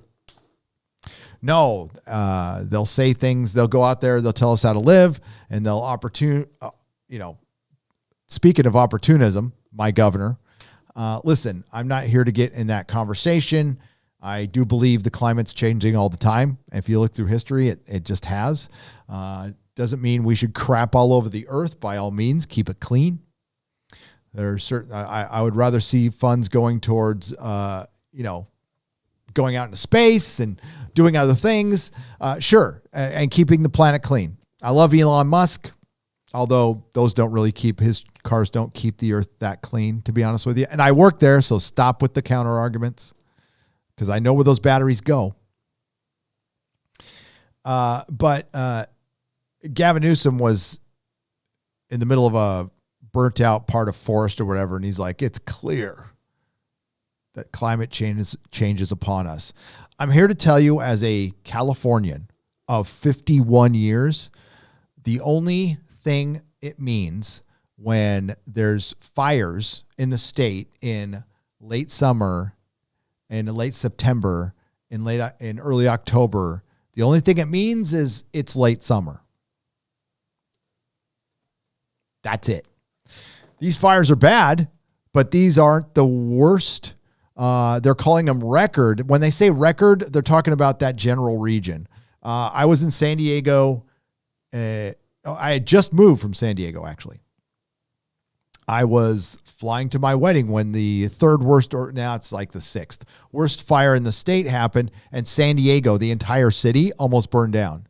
North County almost burned down in 1997 and in 2007. Shit happens all the time. I'm in a horrible fire zone right now where stuff is dry. And yeah, so manipulation, opportunism, both sides do it. But what we need to break is, there's a fucking good guy out there. You know what the good guys are? The good guys and gals, the ones that go to work, don't break any laws, make this world go around, pay their taxes on time, employ people. The ones being vilified right now. And I think a lot of us, for the first couple of months of it, we're just in shock. We're like, what the hell? This cannot be going on. But now it's gotten so ridiculous. The backlash has started. Thankfully, they realized it. Now they're dialing back, and they're going to be all about law and order and fucking whatever. The Dr. 14 Blu-ray Reviews has decided to join at the Gandalf level. I didn't know you liked me that much. And I still call her Dr. Karen. Nance K, welcome to the protomolecule level. I can speak. Craig Flanagan. Mr. Beekler, if I watch one of your unlisted videos, does it negatively affect your channel? Thanks for the shows. No. No. If it negatively affected the channel, I would make it private. If you guys have an unlisted link, the only reason it's unlisted is for algorithm reasons. By all means, watch the shit out of it. Have fun. If you want a link, hit me up or Lady Gravemaster and we'll send it to you. You watch Isaac Arthur, gives me hope for the future. I haven't, Zontar, but I will if it gives you hope. 2 Canadian pesos. Yeah. So I'm going to go in the chat. That yeah, what she said was disgusting. If anybody said that of any race to any other human being or generalized of any race, sure. And it doesn't really help anything. It just, I mean, it's Marxist gobbledygook. And she's a comedian. I'm wondering how many comedians there will be in a Marxist system. Now, I guess, there's comedy in China, but China's not a true blue Marxist system. And I highly doubt you can question the government like you can. And that's the beauty of the UK. And that's the beauty of this country and other countries where you're allowed to say crazy shit like that. You're not going to go to jail. You're not going to get arrested. You'll get criticized by somebody like me. I think she has the right to say what she said. Free speech. I'll criticize the last part. Not saying it shouldn't exist. I'm just exposing for what she said. That's why we need free speech. We need to allow people to look as fucking dumb as they are. So by all means, must kind of suck for you to pay for it, though. Could I assume you are supportive of Gina Carano and her response to those attacking to her on Twitter? I am completely supportive of her. She's hot, says Jonathan Aldridge for £5. Okay, I respect Gina as a human being. I absolutely support her. She is hot, but I'm a happily married man. Very happily married man. So I'm not simping for Gina. That's Drunk 3PO's job, and he's doing, I mean, I couldn't even dream of doing it as good as he's doing anyway. But no, I am supporting Gina. I am very happy that she is an actor doing what we asked. I mentioned it last night. We were asking people to do this last year. When I say we, you and I, Jeremy, we were vocally asking for a creative in Hollywood or an actor to break the narrative. Step outside. Just nobody's asking you to join a side. Just break from one side. Just simply do that. Somebody in the media, some of the access media, one of the websites, go out on a limb and tell a different story. Like the truth. And that's what she did. And hopefully she doesn't get punished for it. And that's the one thing I was like, God, do I want to bring it up? Because, I mean, she's bringing attention to herself. She can bring the most attention to herself, which is good. She's got her followers. She's very popular. She's always been very popular with nerds. A lot of them wanted her to be Wonder Woman for the longest time. You remember that. And now she's even more popular. And I said that at the time. If somebody steps out, look at Dave Chappelle. Dave Chappelle just went against one narrative, and he had the most popular thing all last year, was talked about all summer. Sticks and Stones. Freaking great. And like I said last night, I've seen it 7 times. I love that special. And I love what Gina's saying. And I hope she keeps it up. She's taken a lot of heat, and she's taking the heat perfectly. Because it's nothing. Think about all that pressure you might feel on Twitter. Well, think about if you just don't go on the platform for a day. How much does it affect you? Not at all. See, it doesn't affect you even when it's happening because it's digital. It's not real. None of these people would say any of this shit to your face. Smooth Jam California for £5. Hey, Gary, here's a laugh for you. I was in HMV, a UK DVD shop. Yes, I'm aware of it. Today and saw a $200 collector box set of Game of Thrones. Yes, I shit you not. Such a thing exists. Yeah, $200. Oof. You know what? Spend that.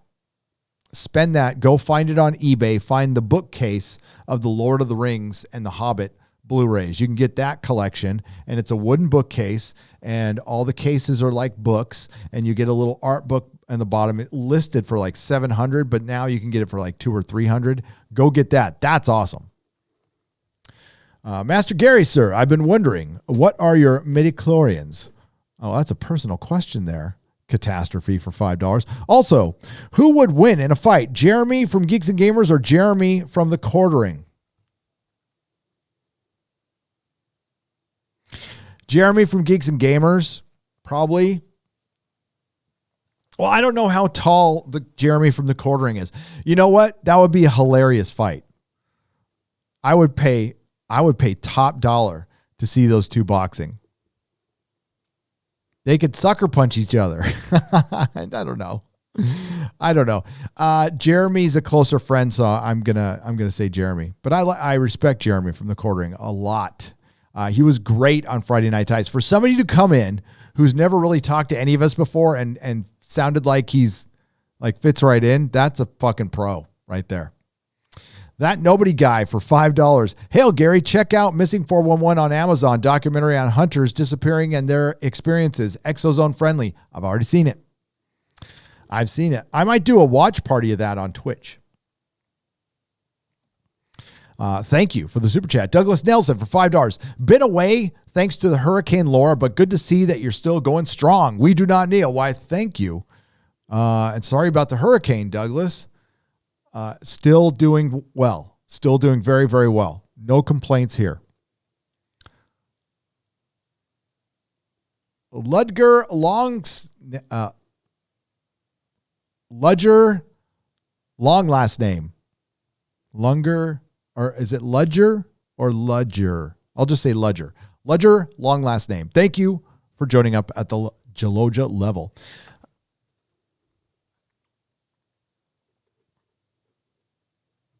And it just jumped on me. Give me a moment.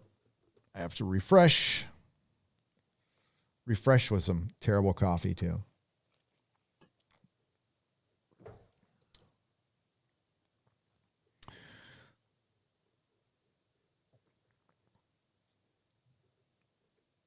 All right.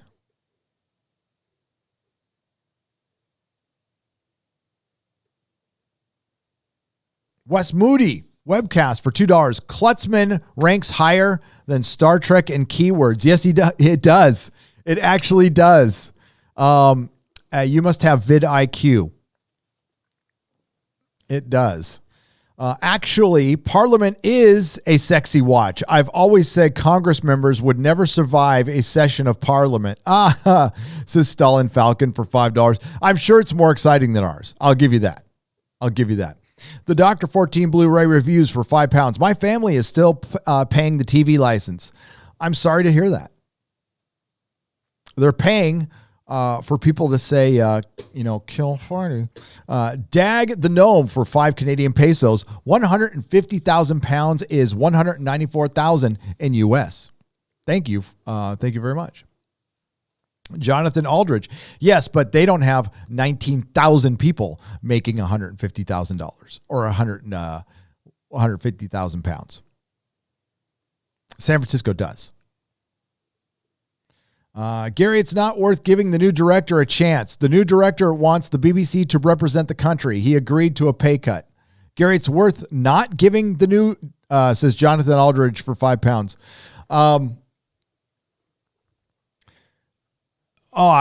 Listen, I think you're just hearing lip service. I don't know if that's what you're trying to say, but I will believe it when I see it.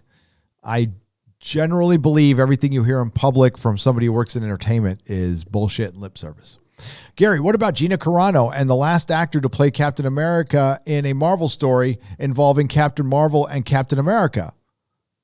Gary, what about Gina Carano and that last actor to play Captain America, Chris Evans, in a Marvel story involving Captain Marvel and Captain America? Asked Jonathan Aldridge. As far as Chris Evans and his wee-wee, I don't know. Not going to talk about Chris Evans' wiener. But Yeah, Jonathan, I don't know what you're saying right there. Clarify in the regular chat. You don't have to give another super chat. I need the context, my friend. Crazy Cat Guy for $1.49. Thank you for the ice cream, but thank you for the super chats, Jonathan. And again, yeah, just answer in the regular chat. I'll keep an eye. Just hit @Nerdrotic. David Harvey for $10. 5 and 5 to replace the applause since you had to remove the Mando season 2 review. Hope Jeremy. Yeah, sorry about that. Yeah. Dude, I don't know what it was. Probably because I released it late. Maybe I'm in the doghouse right now because I did a cuties video. I don't know. We'll find out. My other videos were doing fine. Hope Jeremy is doing well with Sally going through. Yeah, I haven't checked with him. Yeah, we got Jeremy and Az going through some shit. And shout out to Drunk 3PO. Jeremy is doing fine because he's got Ryan Cannell to make videos for him on Sports Wars. My internet son. Man of War 665, Neighbor of the Beast for $5. This was DC's chance to right the ship. They did so. It was just right into the rocks. Yes. We're going to go over that in just a mo. $24.99 from Mexican Iron Man. Hail, my friend, my emperor. I'm packing up and headed to South Carolina. San Francisco is a wasteland. Crisis on First Tijuana, San Francisco complete. Infinite U.S. cities to follow. Call Doomcock is when you need security for tacos. Hail, Gary. Hail, mi amigo. Clarification, call Doomcock and I'll come running from Xanadu, South Carolina to provide security service or tacos or burritos. How about tacos and burritos? Hail. Mi amigo, have a safe trip and get the fuck out of California. Cal exit. That's what I'm doing. Going to Texas soon. Mexican Iron Man. The inspiration for the title of my biography, Crisis on Infinite Tijuanas, or in Infinite Tijuanas. Bird of Prey 5 for $2. South Park doing 1 hour pandemic special September 30th. I will be watching. Oh, that'll be interesting. I might review that. That's 14 days away. Iconillis for $5. Hail the beard. Hail. Thank you very much. Blow dried. Yes, that's right. Bamagrad for $8. Hail, Gary. Here is some gas money for going to the gym and your meetings. Keep up the good fight. The fight worth fighting. Thank you very much. I'm going to try to do it as subtly as possible. It really sucks. There's certain words I can't use. I'm going to speak in YouTube code, and I know it's ridiculous, and I know some people get away with it, and I get away with it at times too, but it's pretty clear right now that some of us who have been talking about that film are in the doghouse right now. It's pretty clear. So I got to find other ways to do it. I'm not going to shut up. I got to find other ways to do it. It's an honor to throw some support your way. No, it is my honor, Marcus Cato. Thank you for the $1.99. I will continue to do the best I can. I will try to be fair, but there's a point when you need to call out the bullshit. And listen, I'm going to be biased. I'm always biased. I'm a human being, freaking biased. Human beings are hypocrites, and we have bias. We aren't, I'm not absolute on everything or anything. I think that's a crazy way to live. But after experiencing what we did in that city, having to move, pick up everything, go through the stress of that, go watch my wife go through the shit she did, and, on top of other things. And then all of you are probably dealing with a lot of similar shit to that. It's nice to have this to do. Communicate, commiserate, point out the bullshit. You guys bring me so much information, and I appreciate that. And some of it I cannot fucking believe. Not everything I can talk about, of course. But wow. Dana Bailey, thank you for the super sticker for $10. And a new member has arrived. Kevin Pierce at the proto-molecule level. JPRPH1 for $4.99. Just got here. How's Az today? Hail, Gary. Well, hang on. Let's check and see how Az is. Wow, we got 1,741 likes. That's brilliant.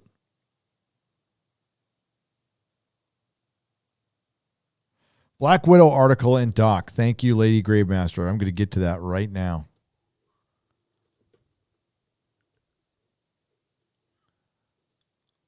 Let me get rid of a few windows here, though.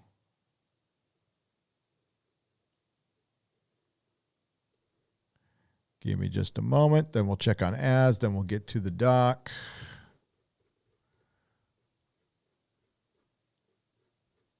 Oh, my God. Really?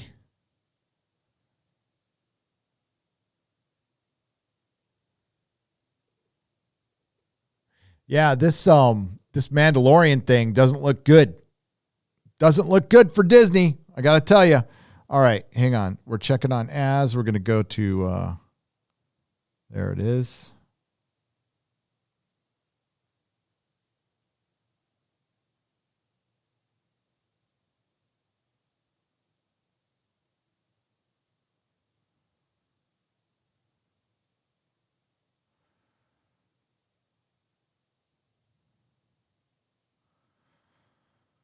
Oh my God, this app is a pain in the ass.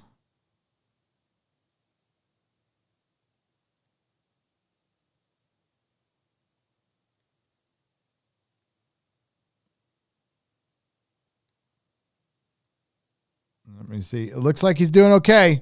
I don't want to bug him now because he might be asleep, but last night he was doing fine. I'll check and see if he's on Twitter. Hang on. I know people love silences, but still mostly a one-man show here. So, yeah, I don't want to bug him. I think he might be asleep. I think he needs to sleep. But let's talk about Black Widow for a second here, because this is I might make a video on this in a little bit. Fucking A.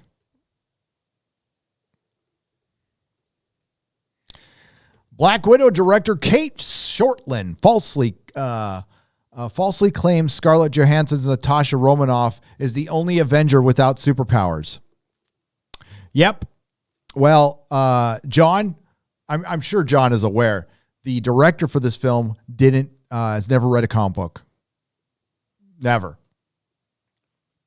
Now that's fine, but she's pretty clueless, and she's an independent director. And yeah, this is going to be a feminist movie, which sucks because remember Scarlett Johansson called this shit, or she tried to call this shit out last year, and then she bent the knee like that. She could learn a few things from Gina Carano. Scarlett Johansson could. Black Widow director Kate Shortland recently declared that the Scarlett Johansson's Natasha Romanoff is the only Avenger without superpowers. Oh, really? Really? Because Tony Stark had superpowers. Shortland's comments came while promoting in Hawkeye, superpowers. He's got really good vision. While promoting the film in an interview with Total Film alongside actress Florence Pugh. The director falsely claimed that the Black Widow is the only character that doesn't have superpowers in the Avengers. Apparently, Hawkeye gets the short end of the stick again. Also, Iron Man doesn't technically have powers. He does have access to a super suit. Others like Ant-Man, Falcon, War Machine also use suits and do not have superpowers. Yeah, the vast majority of them don't. After falsely claiming Black Widow is the only one who doesn't have superpowers, she claims the lack of superpowers is a strength. Shortland explains, we saw as a strength because she always has to dig really deep to get out of shit situations. We've only seen that really kind of once, to be honest with you. We haven't seen a fully realized Natasha Romanoff like Frank Miller's Natasha Romanoff. You know what I'm saying? That Black Widow. The one that the reason because before that, she was just basically like a Mary Jane with a Russian accent. Before that, it was Frank Miller that made her Black Widow. Natasha's like Jodie Foster's Clarice from The Silence of the Lambs. No, she's fucking not. It's great because she holds her gun, it shakes, but she's still really tough inside. No! She doesn't know what the fuck she's talking about. Natasha Romanoff would fucking steal Clarice's fucking lunch money and kick Hannibal Lecter in the balls. So you're not just watching her fly through situations, knowing she'll get out of it. You want to see her grit and her determination, and that's what we got.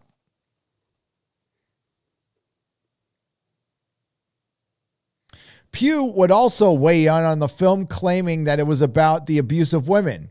She told the film is about the abuse of women.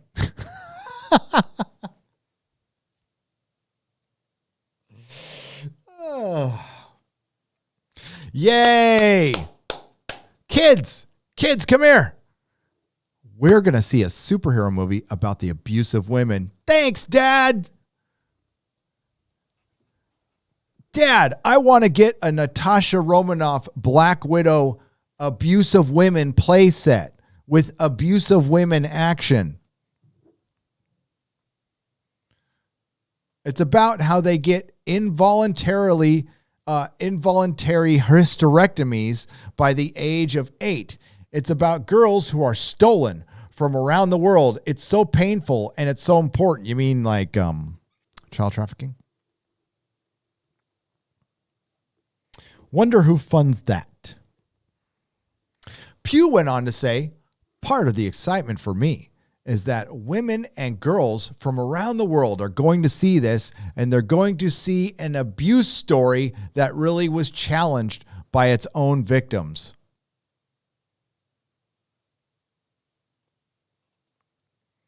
She added, for a Marvel film to be reaching out on all those levels, it's so exciting. By the way, the director of this film only directed parts of it. To direct a Marvel film is a cookie cutter. It's basically cookie cutter filmmaking now, generally producer driven. And there's your new Black Widow, by the way.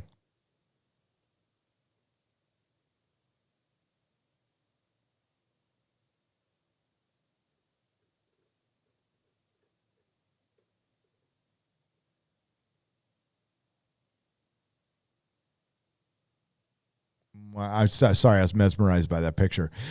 Pugh previously described the film to actor Beanie Feldstein and Variety's Actors on Actors series as raw and very painful. Yay! If they were going to make we've said that Black Widow should have been a TV series on Netflix, done Daredevil season 1 style, then fuck yeah, I'm there. It would be good. You could certainly have these themes. That is part of her origin. I fucking completely agree with that. But the way it's presented, and maybe it's being overdone, and it might be that case where she says it's something, then it's, that's probably talked about for like a nanosecond in the movie. That could happen for sure. We'll have to wait until we see it. We have to wait until we see it. But I'm thinking it's going to be a little bit worse than that. And I think the MCU is coming. We've said it since last year, since we saw a little itty bitty Natalie Portman pick up a Thor hammer prop that she could barely lift. That's like a pound. And by the way, she's supposedly been working out and getting yoked. Has anybody seen that?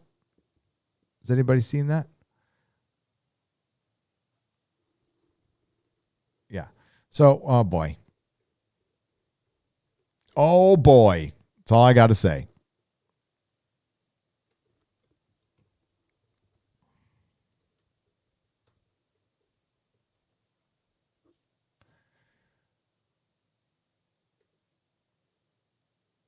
What surprised me so much about the Netflix movie is that people are defending it on YouTube, people who I subscribe to. Very disheartening. JPRPH1 for $4.99. Yeah. It's one thing to defend it. But did you notice that every defense comes out with that right wing angle? And it just shows their colors right there.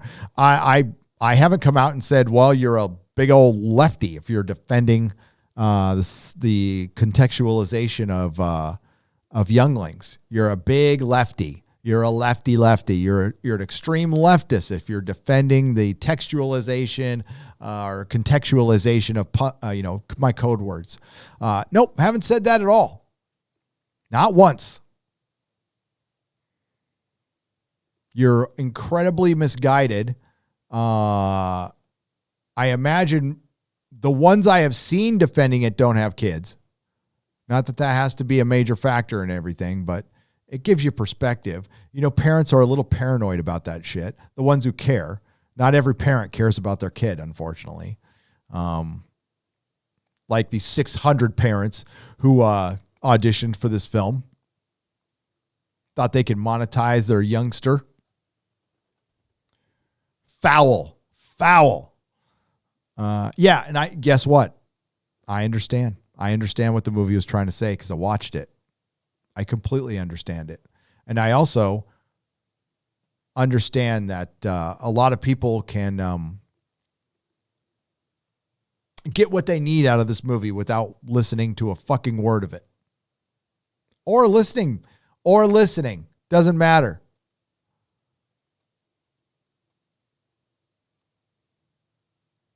You should interview J. Stephen Roberts of Real Crusades History. He is a YouTuber writing a TV series about the Crusades for ChristianChannel.com. It will be historically accurate and a great watch, says Deef, for 10 Canadian pesos. I might. I got to be into it. I don't usually do interviews, though, Deef. If you've noticed, I'm not big on interviews. But I will watch I will check that out if it's historically accurate. It's probably crowdfunded. There's no way Hollywood's going to fucking fund Crusader stuff right now. Admit it. You haven't set up your wall because you're waiting on an emoji bot from Capaldi's final season. You got me. Eric Steller for $10. You fucking got me, dude. You got me. What's funny is they do make Capaldi figures, but they don't have an action figure, a proper 5-inch action figure of his first suit. I just put, and is he tall in real life? Because he's got the tallest action figure. That was the last one I put up before my show. Cuties is not a feminist movie, says Jonathan Aldridge for £5. I agree. No, they think it's a feminist movie, and it might be to some people, but what it is it's the dramatization. It is a dramatization that contextualized young girls. I'm tired of having the argument because it's disingenuous at this point. They know what we're saying. And they don't have a problem with it. They absolutely don't have a problem with it because it's art, and art is so important. And you know who it's important to? The fuckers that work in Hollywood. And I'm glad it's important to you, but it's not that important. It's not. And I haven't heard anybody in Hollywood admit you guys have a very bad record when it comes to children. Extremely bad. Documented, factual, bad record with children.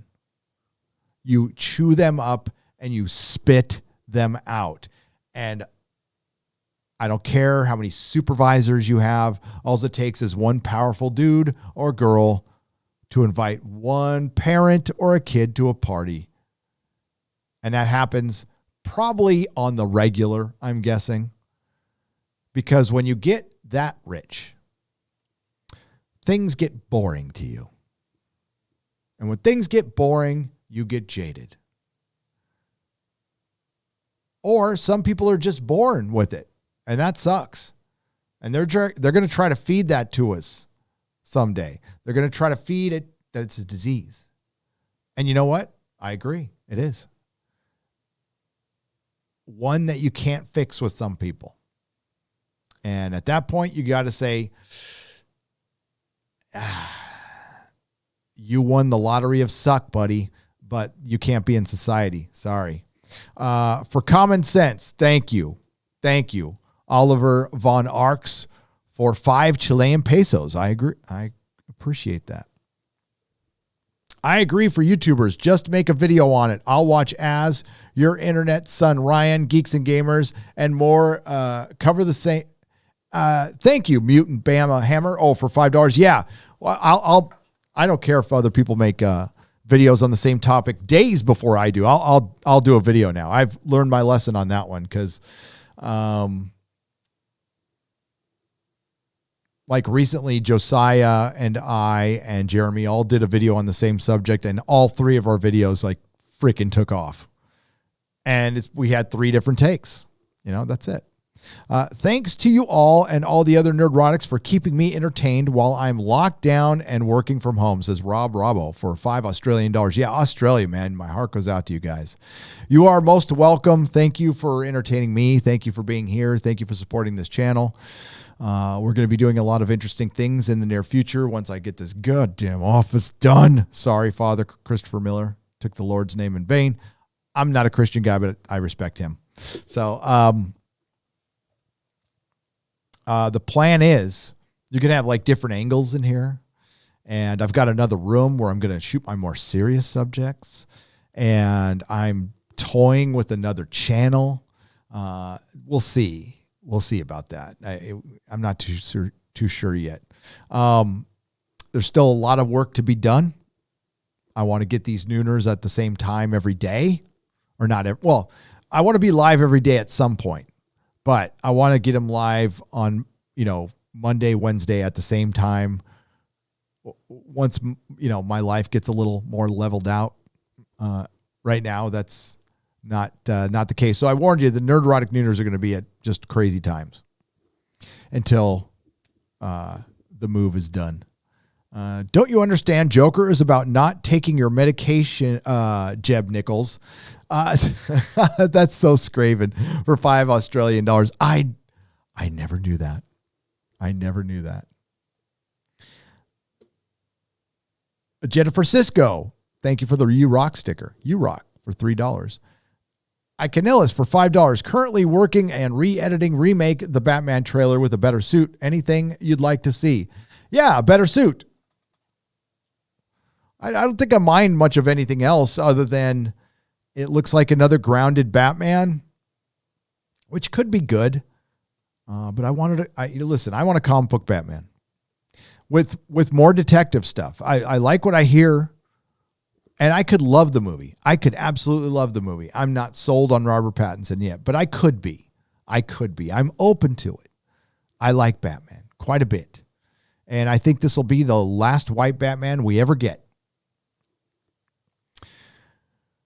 Gray Still Skies for $20. Hail, Gary. Found your channel through Drinker, and I'm so glad I did. Fellow Tolkien fan here. Hail. I got some news for you. Do you have any Lord of the Rings figures from Weta Workshop? Keep up the awesome work, my friend. I do not have any of the statues from Weta Workshop. I am horrible with statues. I break every fucking statue I own.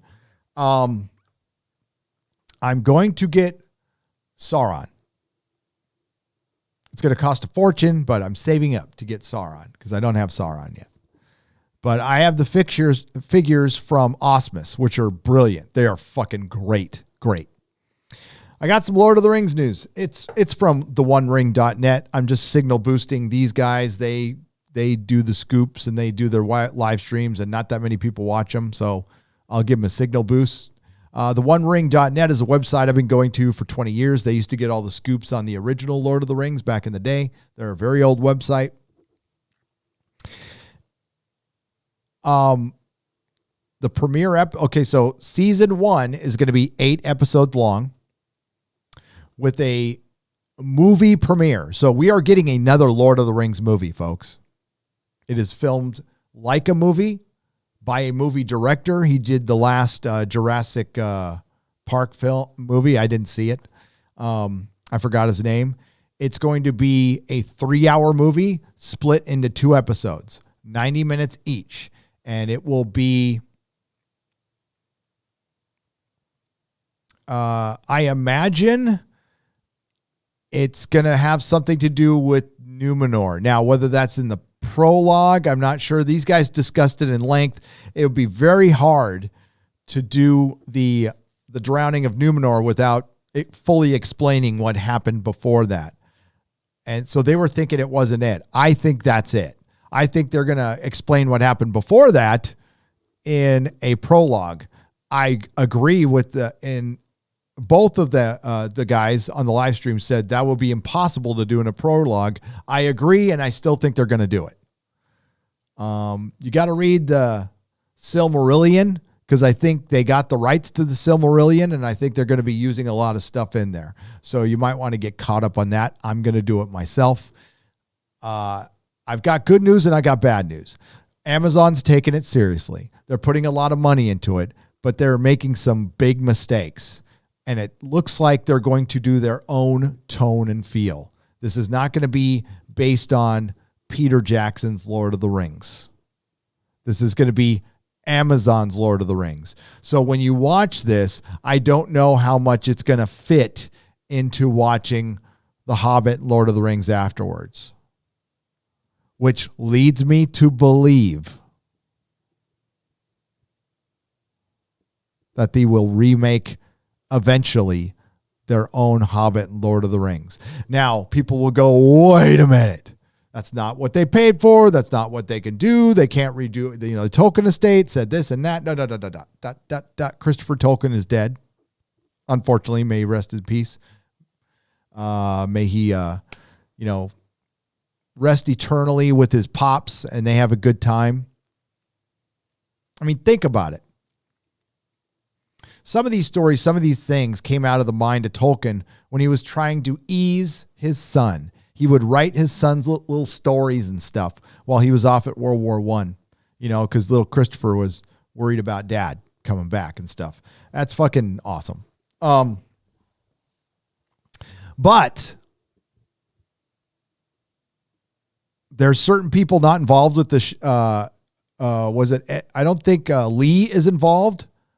John Howe is not involved.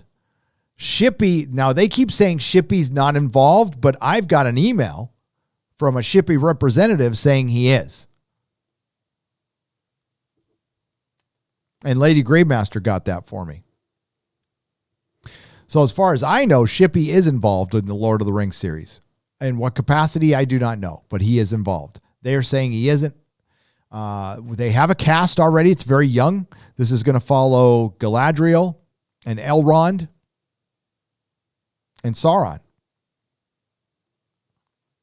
And we're going to follow the forging of the rings, the creating of the rings, and it might climax with the War of the Ring.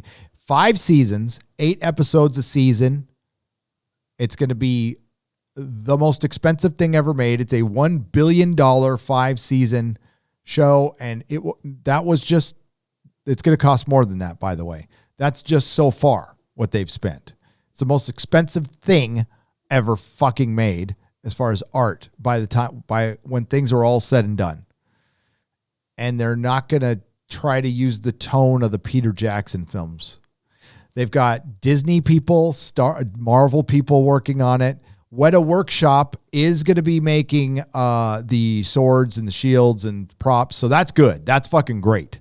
So that's a good sign. I don't know what's going on with these showrunners that were really experienced. I'm not sure if they're gone or not. I haven't heard word on that yet. But go watch their live streams. They're informative. And I mean, they're not high on production value, but neither am I. So I love the guys. I think they're funny. But what's coming for Lord of the Rings, what they won't talk about. Oh, Howard Shore wants to be involved in the soundtrack some way, they said, but he won't be conducting or composing, but he'll be involved in some way.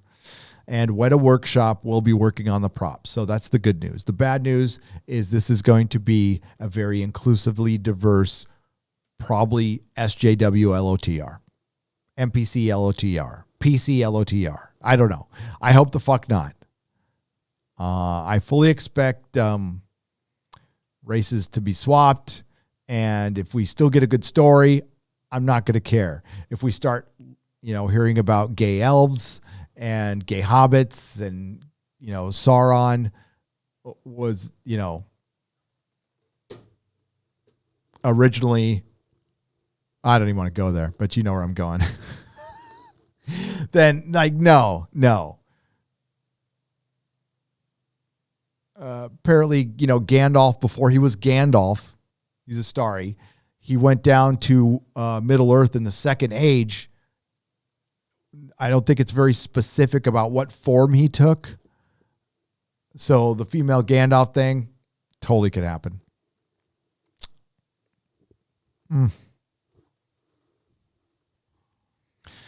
I'm just waiting for that shoe to drop. It's funny with this, with Hollywood going so woke, they're going to make something called Lord of the Rings.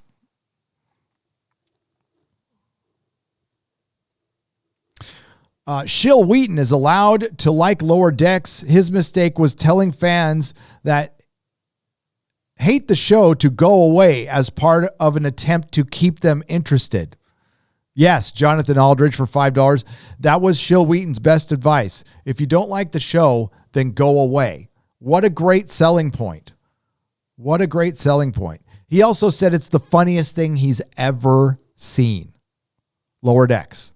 The funniest thing he's ever seen.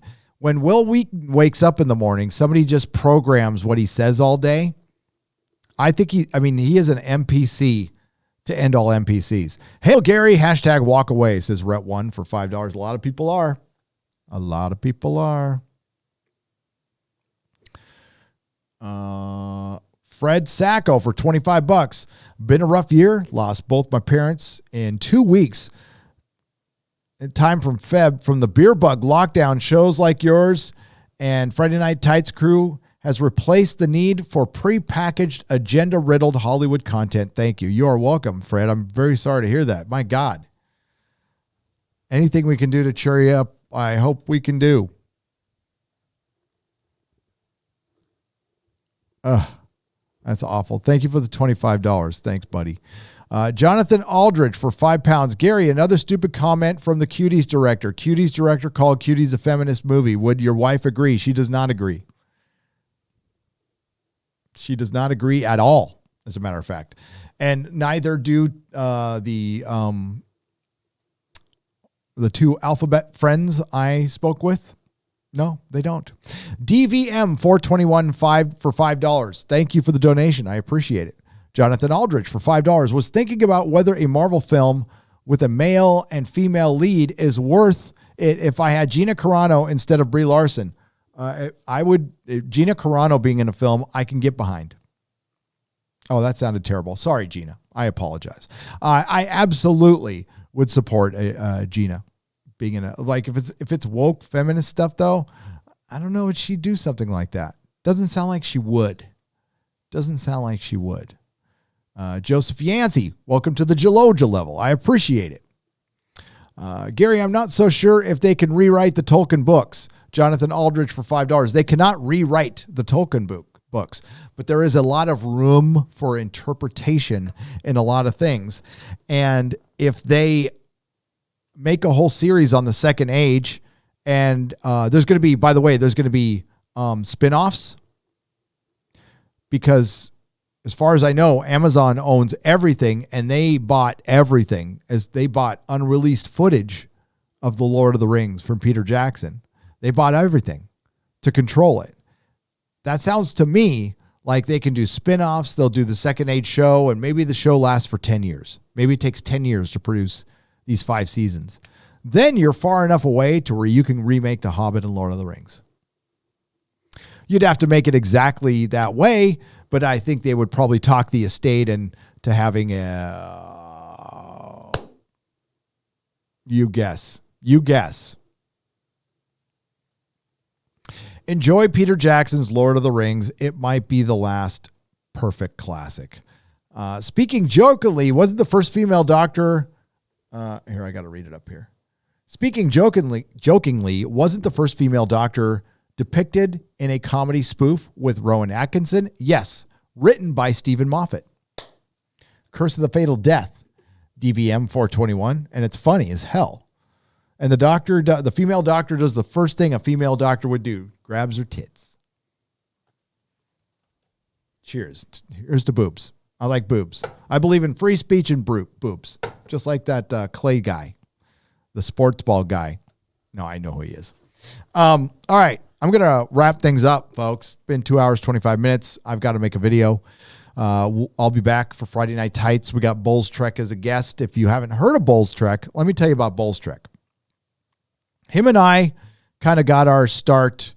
Like he started his YouTube channel like years before I did, but we got our boost together. Dave Cullen shouted us out during the first Doctor Who kerfuffle. And, Bowles Trek doesn't full-time YouTube. He's got another job. So he took a big break over the summer. YouTube hates that. So what we need to do is get his channel boosted up again. And he's a good friend. And we did a lot of Doctor Who live streaming earlier this year. And he's back from his break now.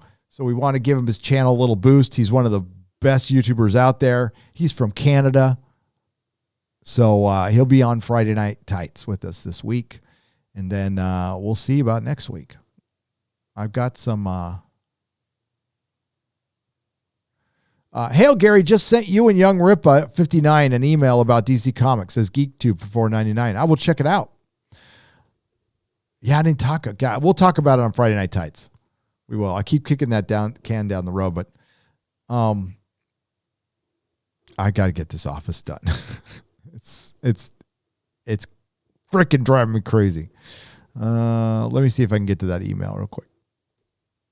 Is it something I should read right now?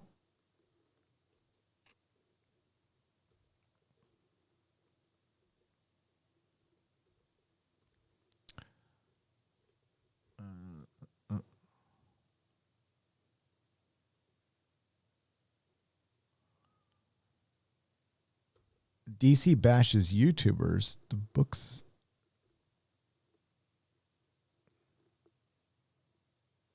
Huh. Hang on. Okay. So DC bashes you.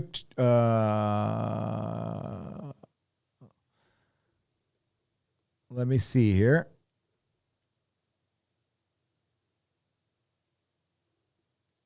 I used to love the books of magic.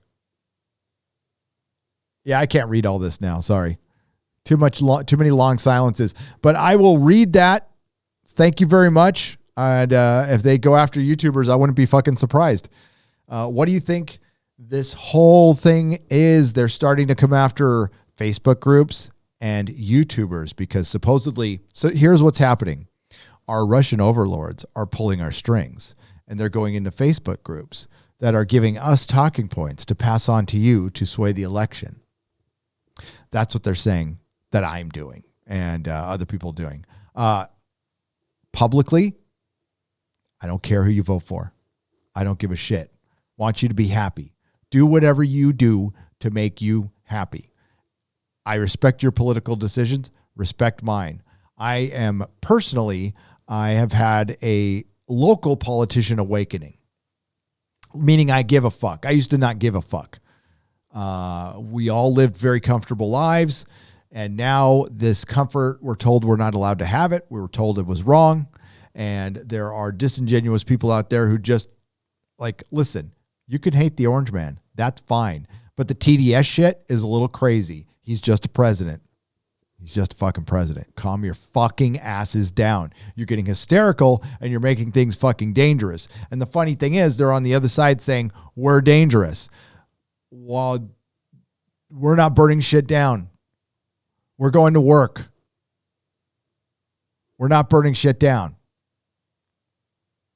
And now we're at end game. Now we're just at the end game. So we'll see how it goes.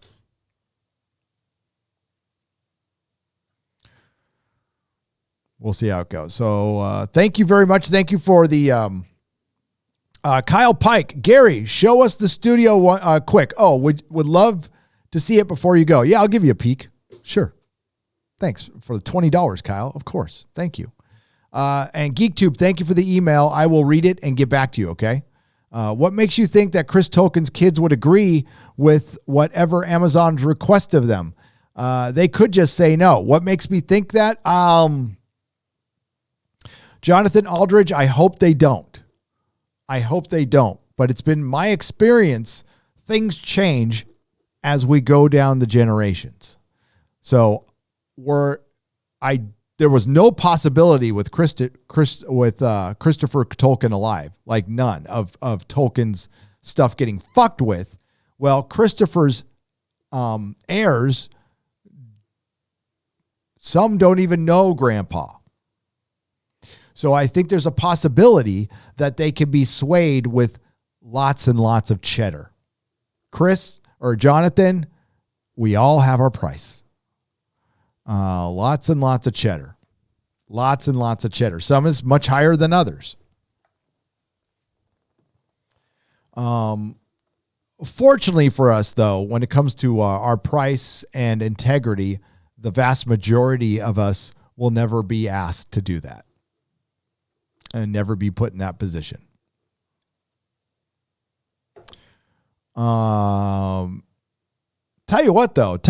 One thing I can say definitively, and not that would ever happen. I don't want to work in Hollywood. I don't want any part of Hollywood. I worked in Hollywood. I don't ever want to go back. It was one of the worst places I've ever worked. The people were foul, and the good people were miserable. No thanks. Thought I wanted it. Found out immediately I didn't. I'm like, oh, this place is made for backstabbing pieces of crap, and I suck at that. So, sorry. Now, if you're a backstabbing piece of crap, you'll do really well. You're going to do really well down there. That is your town. All right. Let's take a look at the studio, shall we? By the way, thank you, Lori Wilson, Eric K., Mary Ashmead. Of course, this episode was produced by Lady Gravemaster. Thanks to Perry Chan for the clips. Hope you enjoyed the show. It'll be live on Nerdrotic Live in about an hour or two, however long it takes to process. We had almost 3,500 people watching. That is brilliant. We have 2,038 likes. Thank you all very much. Thank you all for the super chats. You keep the lights on around here. Again, Friday Night Tights, 2:30 p.m. Pacific time with Bulls Trek. Unfortunately, Az will not be making the show. We'll probably, I'll find somebody else to come in. Nobody can replace Az. Nobody can replace Az. What's up, Perry Chan? What's up there? He says he loves Bulls Trek. All right. So let's take a peek at the studio, shall we? Now, it's not going to look, okay. So this camera is on a green screen setting. So it's going to look kind of pixelated and funny. That's why I look kind of pixelated and funny, because it's on a green screen setting. So keep that in mind. Oh, you know what? I put the wrong thumbnail on this whole thing. I just realized the wrong thumbnails on this. That's crazy. Let's fix that. Let's fix that right as we end the show. Okay. Which side do I want to open up? We'll go with this side.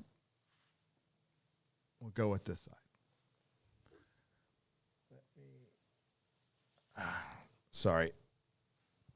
I've got that bum shoulder, so I can't lift my arm up. I know I haven't gotten to the doctor yet. I don't have time. There you go. What do you think? I can go the other way too. Wait.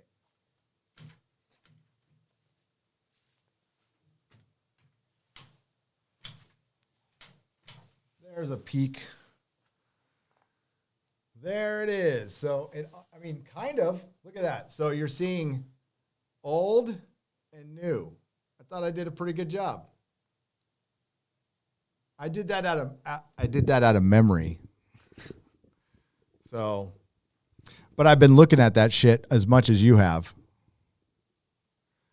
But if you go like that, so it's almost done.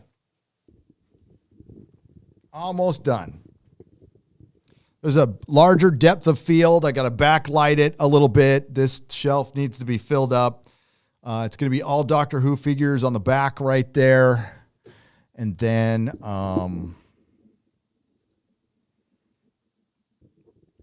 so it's going to be all Doctor Who figures and then Lord of the Rings up top. And I'm going to have ships hanging above. I still have to sound. You can still hear an echo because I have to soundproof right here, right above me. But I'm going to have a table in the middle so I can have guests when the coup fucking ends someday. I can have people over and we can do more podcasts. The goal is to have scheduled videos, scheduled live streams. It's good to have goals. I don't know if sometimes these are just lofty things that are in my fucking mind that I'm never going to get to, but we'll see. We're going to streamline the channel. There's some things I'm going to be shutting down here in the next couple of months. The Facebook group being one of them. And I already shut down my Discord and just to make I need to be able to get to things I can get to. I'm just one person. And even with Lady Gravemaster, there's only so much we can do. I ain't got a team like Jeremy. I ain't got a team. I don't want a team. I don't. That's a lot of people to look after. I got kids. I'm good.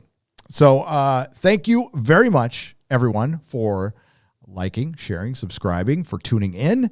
The Nerdrotic Nooner will return on Tuesday. Because remember, I'm not going to have it on Monday because the Inquisition will be on my channel this Sunday. So the next live stream is Friday Night Tights. Then Sunday morning, I will be reviewing The Boys for about a half an hour on Nerdrotic Live.